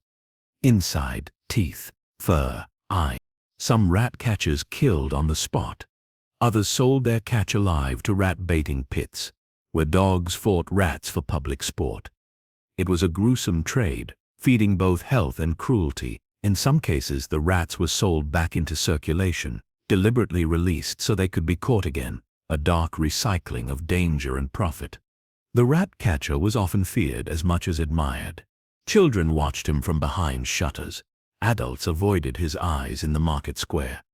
He smelled of sweat, straw, and the sharp tang of urine. His fingers were nicked and calloused, his boots stained by more than mud. But he kept the plague away, or so people hoped. His presence offered assurance. However thin, with each rat dragged from a hole, each nest torn apart, a sigh of relief seemed to pass through the street, yet few invited him to linger. He did his work, took his pay, and left. Some became famous. In Victorian England, a man named Jack Black styled himself as the Royal Rat Catcher to Queen Victoria. Though no official title existed, he wore a waistcoat lined with rat tails, bred different rat colors to sell as pets to upper-class ladies, and trained ferrets to flush out entire colonies. He was part hunter, part showman, a grim sort of celebrity. Others were less flamboyant, men who passed like ghosts, known by name only to the shadows. Their records, if they existed, were scraps in court notes or death certificates marked infection or bite. Rat bites were no small matter. They carried disease. Infections festered quickly. Some catchers lost fingers, others their lives. There were no vaccines, no antibiotics, only whiskey and gauze, and the job continued the next day. Still, they came, because the work paid, because cities needed them, because rats bred faster than fear, and because in the delicate balance between vermin and humanity, the rat catcher stood as a line, thin, grim, and easily crossed. His work shaped the city invisibly. Every loaf spared from gnawing, every crib left unbitten, every barn kept safe from an infestation. All spoke silently of his presence. Not honored, not celebrated, but felt. Over time, the profession faded. Science brought new methods. Sanitation improved. Cities paved over their dirt. Waste was managed. And chemicals replaced the man with the net and the dog. The rat catcher became a figure of history or cautionary tale, like the Pied Piper of Hamelin who lured rats with a tune and vanished with the children. Yet even today, in certain corners of the world, he persists. In slums, in rural towns, in places where modern tools are too expensive or far. There he still crouches in the dust, sack in hand, listening for the soft rustle in the wall. The rat catcher reminds us that civilization is not only about building, but about defending what's already been built. That some of the dirtiest jobs carry the most silent gratitude, and that in the war between health and filth, between survival and infestation, someone has to enter the crawl space and not turn away. He is the one who watched the gutters, who lifted the boards, who reached into darkness and pulled out the tail of death, again and again, without applause, without rest. In the heart of Roman cities and through the winding alleys of medieval towns, where wool hung drying between wooden posts and vats steamed in early light, there lived a worker whose craft shaped the fabric of nations, and yet his name was rarely spoken with pride. He was the fuller. Before wool could warm kings or wrap scholars in thick cloaks, before robes were dyed crimson or capes lined with fur, it first had to be cleaned, thickened, and made soft to touch. And that task, both filthy and foundational, fell to the fuller. Wool, straight from the sheep, was not soft.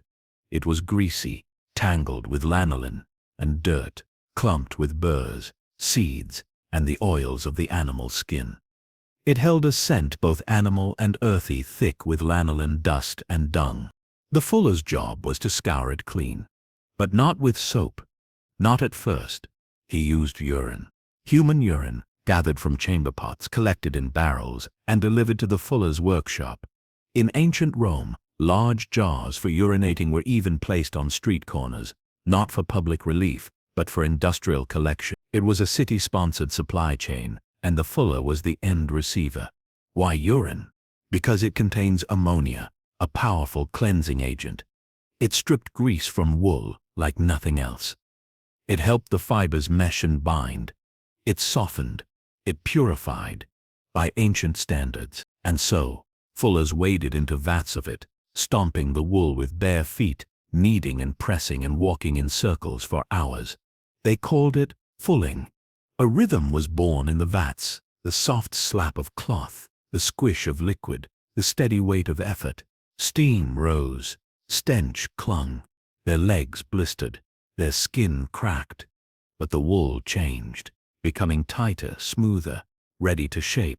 In some cities, fulling houses lined rivers and alleys. Rows of vats sunken into stone courtyards. Workers bent at the waist, arms elbow deep, legs stained yellow with urine. They labored by day, slept in the corners, and rose again. Their smell followed them, into homes, into taverns, into bed. People crossed the street to avoid them. But they wore the wool, because from the fuller's work came fabric that could be dyed deep blue, royal red, soft green, cloth that wrapped knights, warmed infants, dressed merchants, and veiled nuns. The softening of wool was more than a process. It was transformation. Raw fiber became civilization's uniform. And still, few thanked the one who did the walking. In Roman times, fullers formed guilds, organized, regulated, and taxed. The Emperor Vespasian famously imposed a urine tax, a levy on the collection and sale of urine to fullers. When mocked for it, he held a coin to his nose and said, "Money does not stink." But for the fuller, the stench never left. It soaked his clothing. It dyed his skin. His hands bore calluses, shaped by wet fiber.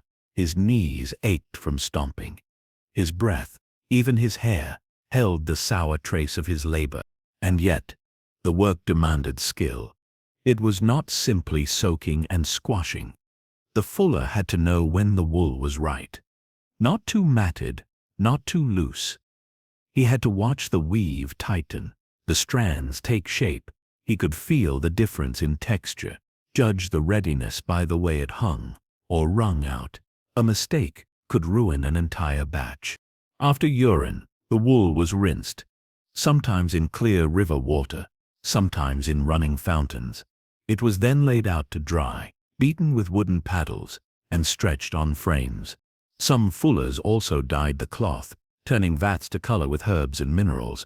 Others passed the finished wool to tailors and merchants. But their role, that first foul step, was the foundation of it all.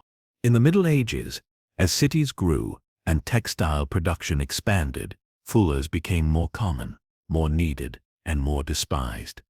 Their workshops were pushed to the margins. Their social status, despite their importance, remained low. They were part of the city, yet set apart. Just as the tanner handled the skins, the fuller handled the fleece. They did not wear the fine cloaks, but they made them possible. The fuller's legacy is woven into every piece of medieval and Renaissance wool that survives in museums today. Hidden in the fibers, if not in the footnotes. No scene bears his signature, no statue marks his trade. But there in the threads, clean, tight, resilient, is the evidence of his feet, soaked in urine, pacing hour after hour to bring raw wool to readiness. Eventually, as chemistry advanced, urine was replaced by milder agents, soap, soda ash. Machines took over the stomping. Factories replaced footwork. The fuller faded, his work absorbed into industry. But the memory remains. A man standing in a vat, his breath curling in the cold air, his feet red from soaking, his fingers kneading the future into cloth. The job was never glorious, but it was essential. For what we wear, warm, soft, shaped, once came from a raw, dirty source. And someone quietly, without honor, had to clean it. When evening cloaked the city in quiet, and shutters closed against the chill, a different kind of worker stirred from rest. Not in the daylight, for his presence was unwelcome there. Not among crowds, for his task was one few wished to see. He moved instead in silence, by torchlight, lantern in hand, boots heavy with filth. He was the gong farmer, and his work was the handling of human waste. In the Middle Ages and beyond, long before modern sewage, cities relied on cesspits. These were underground chambers beneath homes, inns, and communal buildings, deep, foul reservoirs that collected everything flushed from chamber pots and primitive latrines, and though unseen, they did not remain unnoticed for long. When the pits filled, which they always did, they had to be emptied. Enter the gong farmer. The title comes from the Old English gang, meaning to go. A gong farmer was, quite literally, one who dealt with where we go. It was a job no one wanted, and yet, one someone always had to do. By city ordinance, gong farmers worked only at night. Their tools were basic but essential: shovels, buckets, long-handled scrapers, ropes and winches for lowering and lifting. Sometimes, if the pit was especially deep or neglected, they descended by ladder, breath held, into the belly of the city. The air down there was thick, not just with stench, but with danger. Methane built up in stagnant pits, invisible and explosive. One spark from a lantern could cause a blast. Worse still was the air itself, toxic in concentration, stealing breath from lungs. Some gong farmers collapsed mid-task, dragged out half-conscious. Others never emerged again. Yet the job paid well, unusually well for a laborer. Cities knew the risk and the need. And so, despite the filth, despite the stigma, the gong farmer earned more in a single night than some skilled tradesman made in a week. But he paid for it in other ways. His clothes marked him, soaked and stained, despite layers of oiled cloth or leather. His hands, even scrubbed with sand or ash, never truly lost the smell. He walked with the weight of what he carried, both in his buckets and in his presence. Children pointed. Tavern doors closed. He sat alone. Still, the city needed him. Without the gong farmer, cesspits overflowed. Waste seeped into walls, flooded cellars, spilled into streets. Disease followed. Dysentery, cholera, typhus. In his crude, thankless way, the gong farmer protected the health of the city, one bucket at a time. In London, by the 1500s, gong farmers were a regulated trade. They paid licenses, obeyed schedules, followed routes. The waste, euphemistically called night soil, was hauled out beyond city limits and dumped in designated fields or pits. Sometimes it was sold as fertilizer. It fed the earth, just as it had fouled the city. Even rural areas had their equivalents. Manor houses had deep pits that required emptying. Castles had garderobes, toilet chambers, with chutes descending to ground level. In both cases, someone had to clean them. The servant tasked with such duty often labored in secrecy, entering through side passages, working in silence, vanishing before dawn. They became part of the hidden machinery of civilization, never mentioned in poems or oaths, but always, always necessary. Imagine the scene. A cold midnight, the wind biting through layers of wool. A gong farmer and his apprentice, faces wrapped in cloth, breath visible in the lantern's glow. Lower a rope into a pit. A thick stink rises, sour and warm. One descends, shovel in hand. The scraping begins, the splashing, the lifting of buckets, one by one passed to carts and hauled away. No audience, no applause, just the sound of work, and the city above, sleeping. Over time, as engineering advanced, cities began building sewers, long, stone tunnels that carried waste away from homes and into rivers. But these early systems were crude and often clogged. Gong farmers remained necessary well into the industrial age. Even in the 19th century, nightmen, as they were now called, continued their nocturnal rounds. In Victorian London they navigated alleys and courtyards with iron-wheeled wagons, collecting pails from tenements, scraping out privies, working until the first light touched the rooftops. Their role lingered, unglorified, but enduring. And still today, echoes of that work remain. Modern sanitation is a triumph often taken for granted. We flush and forget. We never meet the people who maintain our pipes, our waste systems, our underground arteries, but they exist. And in a strange way, they are descendants of the gong farmer, those who walk where others will not, so that life above may continue in comfort. The gong farmer reminds us that civilization is not only made of stone and law, poetry and art, but of labor unseen, that someone, somewhere, must clean what is left behind, must touch the filth that others leave. It is a humbling thought, and a human one. For beneath every courtly banquet, every scholar's parchment, every warm fire in a tavern, there is a cesspit. And somewhere, long after the city sleeps, a man climbs down with a bucket, breath held, torch flickering, doing what must be done. In the misted mornings of old marshes, where reeds whispered with the breeze and the earth sank softly beneath bare feet, there moved a solitary figure. She walked slowly, lifting her skirt, her boots sloshing through shallow waters. Sometimes a basket swung from her hip, sometimes only her arms, bare to the elbow, reached into the still, dark water. She was a leech collector. Long before sterile hospitals and clinical trials, when medicine was still entwined with ancient belief, one remedy stood as a pillar of trust: bloodletting. From headaches to fevers, melancholia to swelling, physicians believed that illness stemmed from imbalanced humors, and the way to restore balance was to release the excess. Leeches, small and silent, became the tools of this extraction. But for the leech to heal, someone had to find it first. Leech collectors, often women, often poor, ventured into the wetlands at dawn, where the creatures bred in quiet pools and bog-fed streams.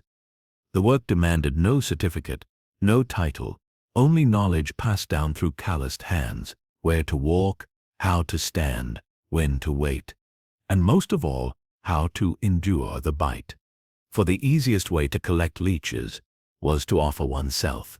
They walked barefoot or bare-legged into the water. The warmth of human skin attracted the leeches, who would cling, feed and bloat, their tiny bodies swelling with borrowed blood. Once full, they were gently peeled away and dropped into glass jars or lidded tins. Sometimes small knives were used to scrape them off without damage. The work was slow and painful. One leech was not enough. Apothecaries and surgeons needed dozens, even hundreds. For a single patient, a doctor might apply 20 at once.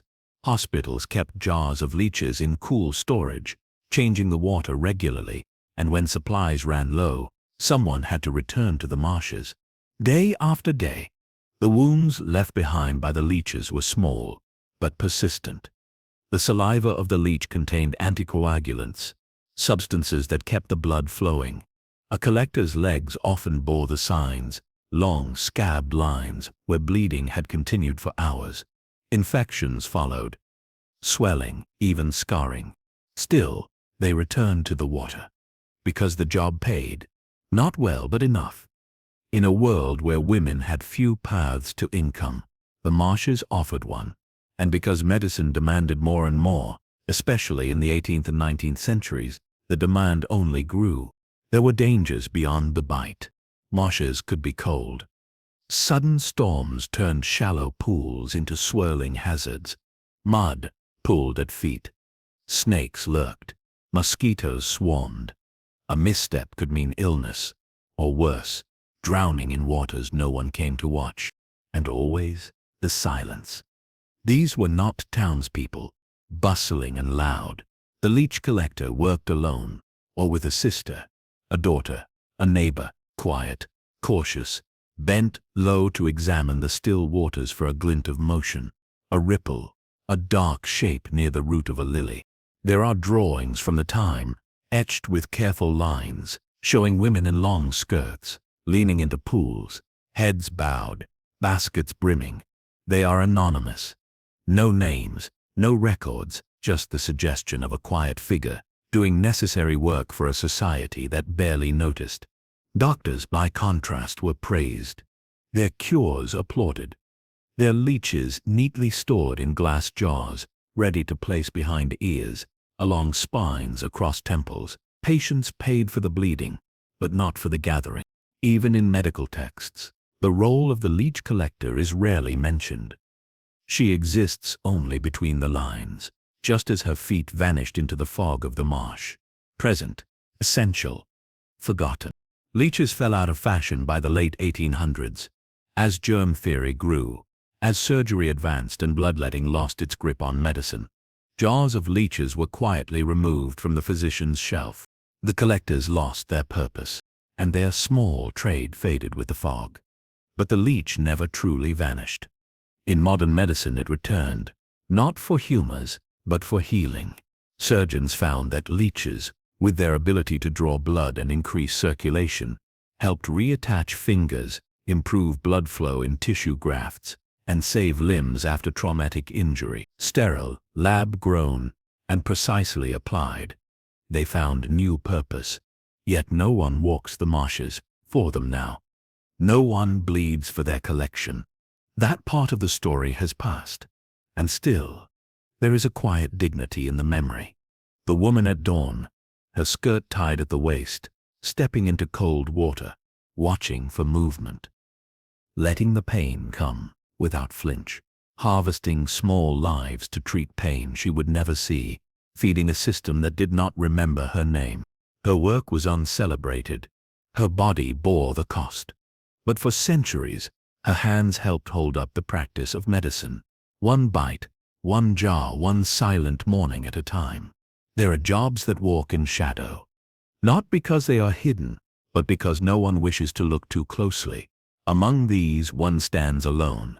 Ancient, essential, feared, and shunned. The executioner. Across centuries and kingdoms, from the stone platforms of medieval Europe to the dusty squares of desert towns, from gallows to blocks to pyres, there was always one person whose task it was to end life in the name of law. He was not judge nor jury, but he bore the final weight of judgment, and that weight was heavy. Executioners were appointed, not chosen. Some inherited the role. The son of an executioner often became one himself, as few outside the family would marry into such a profession.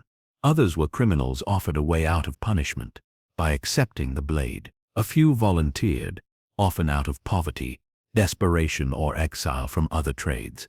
Whatever their origin, once chosen, they were marked by the public, marked by law, marked by the lives they ended. In many cultures, executioners were required to live apart. Their homes stood at the edges of towns or beyond the walls entirely. They might be forbidden from walking through the main gates. Their presence in markets was restricted. Their children, though innocent, carried the same stain, a legacy of death. And yet, without them, justice faltered. Executions were public spectacles. Crowds gathered in squares. Vendors sold food. Priests murmured prayers. The condemned were brought forth, faces pale beneath hoods or glistening with sweat, and the executioner, hooded or bare-faced, stood as the figure that turned justice from word to deed. he had to be skilled. Beheading was not simple. The axe had to fall cleanly, the swing precise. A single miscalculation could mean screams, blood, and suffering. Incompetent executioners were sometimes beaten by angry crowds. Others, too shaken by the task, fled the post after a single day. More common methods included hanging, burning, breaking on the wheel, or drawing and quartering. Each had its own tools, rituals, and outcomes. And in each, the executioner remained central, both instrument and symbol of power. He received a fee for each act. Sometimes coin, sometimes clothing. Sometimes, particularly in medieval Europe, the right to claim the clothes or shoes of the condemned. It was a grim form of payment, but one written into law. He was not without inner torment. Some records speak of executioners who drank heavily, who avoided eye contact, who aged quickly from the burden of their work. Others found ways to cope, rituals, prayers, or deep detachment. A few embraced their notoriety, becoming infamous, even feared beyond the scaffold. But the job was not just about the swing of the blade. Executioners also performed lesser punishments: branding, mutilation, flogging, amputations. They led prisoners through streets, enforced confessions, guarded jails. In many cities, they were officers of punishment, full-time workers of pain and control. Their families suffered the same exile. Children of executioners were denied apprenticeships. Daughters were turned away from marriage. Some changed their names, fled cities, tried to erase the mark. But in towns where memory ran deep, escape was difficult. And yet within the household, a strange duality existed. The executioner was both a feared figure and a man who tucked his children into bed. He held the axe in one hand and the broom in the other. He disciplined, cooked, loved, and lived beneath a shadow he never asked for, yet carried every day. Not all were cruel. In fact, many executioners took pride in their precision. They trained, practiced on straw dummies or carcasses. Their goal was a clean, swift death, an end without excess. There are accounts of executioners who whispered prayers before each act, who spoke gently to the condemned, who tried in their own way to offer dignity in death. Still, the role bore a loneliness no ritual could soften. In some places, executioners were required to wear specific clothing in public, often red or black. Others hid their identities completely. But no cloak could truly shield them from what they had done, or from what others feared in them. History holds few names. Most executioners vanished into records with only initials, nicknames or titles like the Hangman of Tyburn or the Master of the Axe. Their stories were not written in chronicles, only whispered by those who remembered. But some names did survive. Franz Schmidt, a 16th-century executioner in Nuremberg, kept a detailed journal of his work. Over 4 decades, he executed 394 people and performed hundreds more corporal punishments. His notes are careful, even clinical, yet not without moments of compassion. He saw himself not as a monster but as a servant of justice. His diary now lies in archives. His life, once hidden, has become a window into the strange, necessary burden of his trade. In time, public executions faded, societies turned inward. Death moved behind walls into chambers, into state procedures. But even now, where execution exists, someone must still do it. A name remains, a title, and the silence that follows.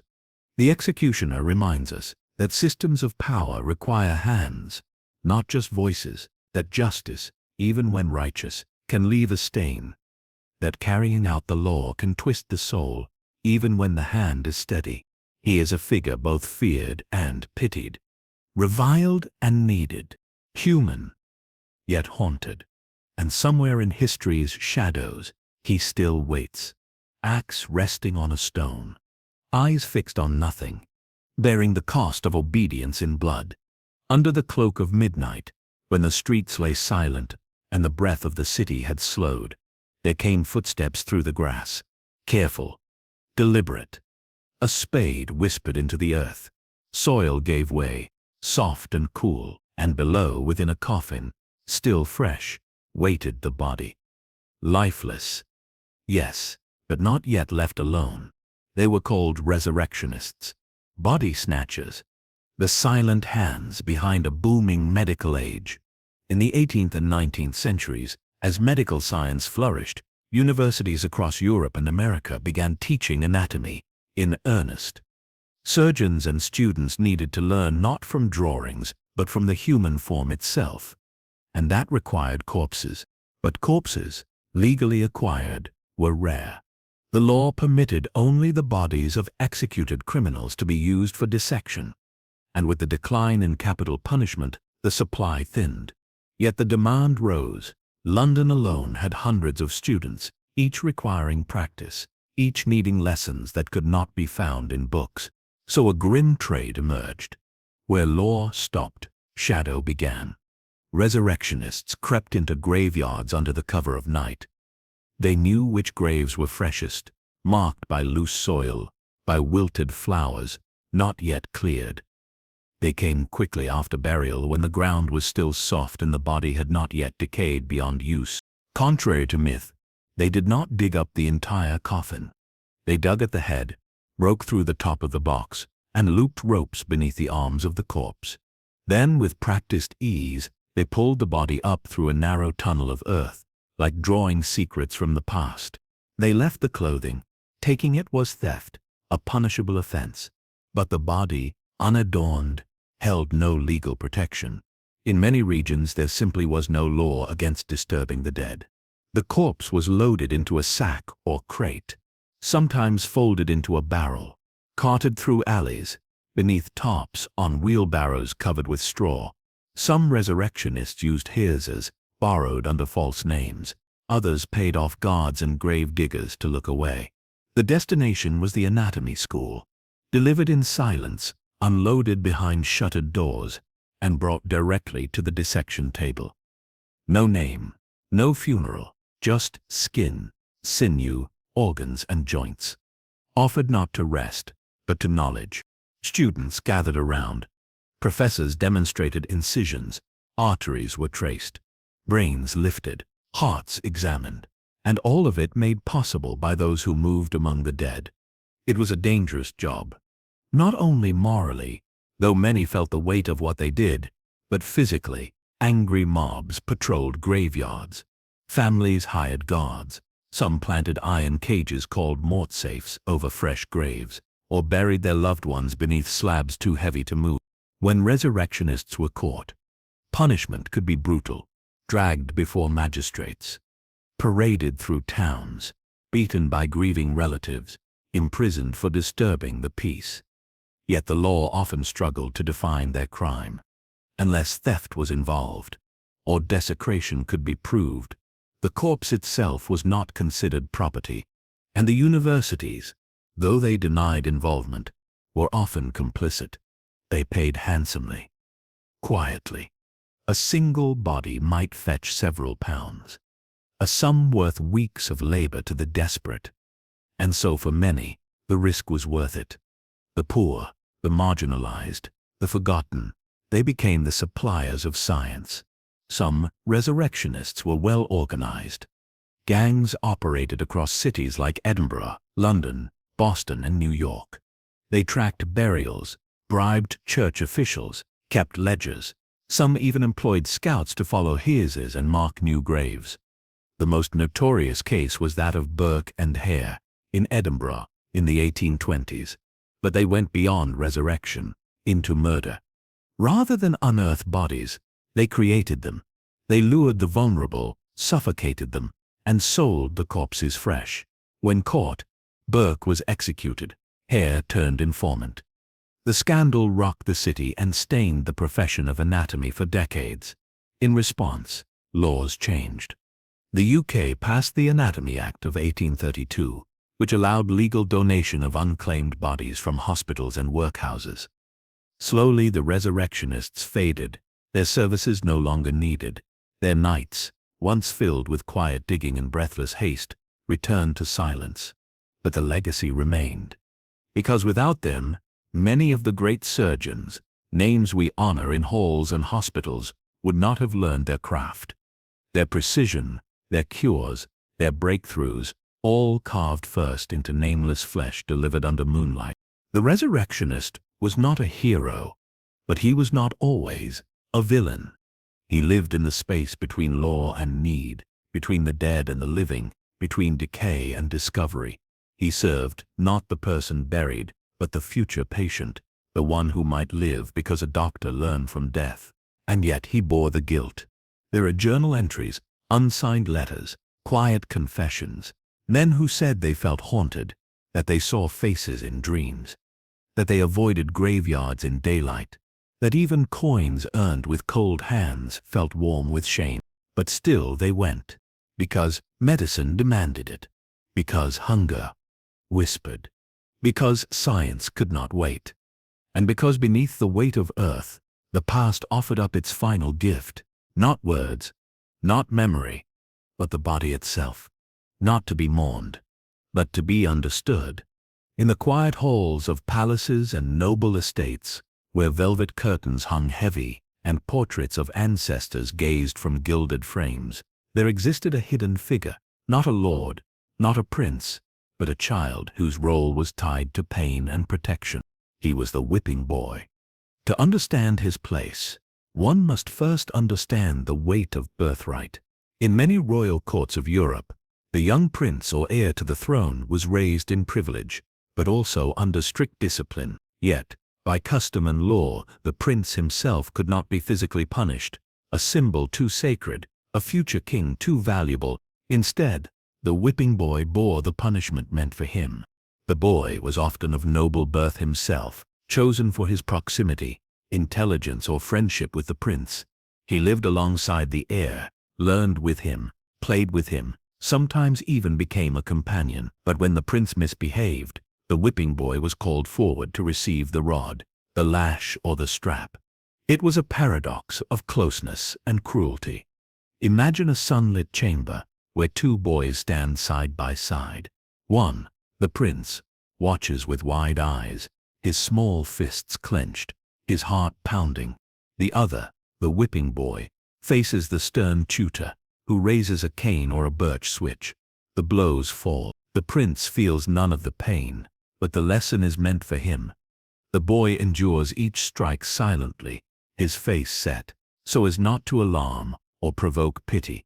This cruel substitution was meant to teach responsibility, to make the prince understand that his actions had consequences, even if he escaped direct harm. But it demanded sacrifice. The whipping boy lived in fear and in pain. The strikes were not mere taps, but stinging, bruising blows. His skin bore welts and scars. His spirit bent under the weight of punishment that was not his own. He was punished for another's faults, made to carry a burden no child should bear. Yet his presence was complex.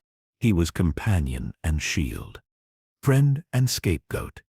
Sometimes beloved by the prince, who might plead or promise change. Sometimes resented, especially if the whipping boy's punishment caused the prince shame or guilt. And often isolated, for both boys understood the dangerous power in their relationship. Historically, whipping boys appear most prominently in England and other European courts during the Renaissance and early modern period.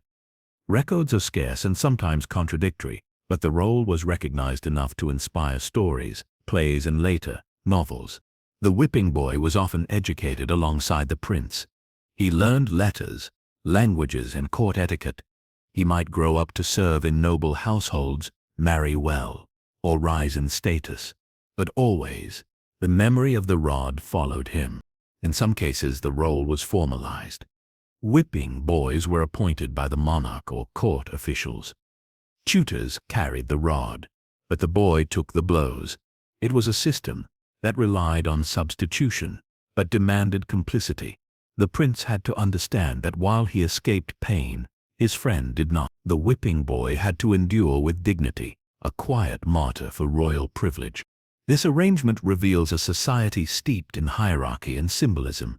It underscores how social rank could insulate some from physical consequences, and how others, even those close to power, could be used as buffers. It speaks to the unevenness of justice and the cost of status. Yet, it also speaks to childhood lost. Neither boy was free. One held a crown he did not yet understand. The other bore punishment he did not deserve. Stories linger of whipping boys who eventually rebelled, who fled court to escape their harsh fate. Others lived quietly, bearing their role with stoic grace. The practice faded in the 18th century. As attitudes toward discipline evolved, corporal punishment of nobility became less common. Education changed. Kings and princes took responsibility for their own actions. But the memory of the whipping boy remains a haunting reminder of an age when pain was a lesson, and friendship a fragile thing caught between loyalty and suffering. He was punished, so another might be spared. He bore pain so another might be free.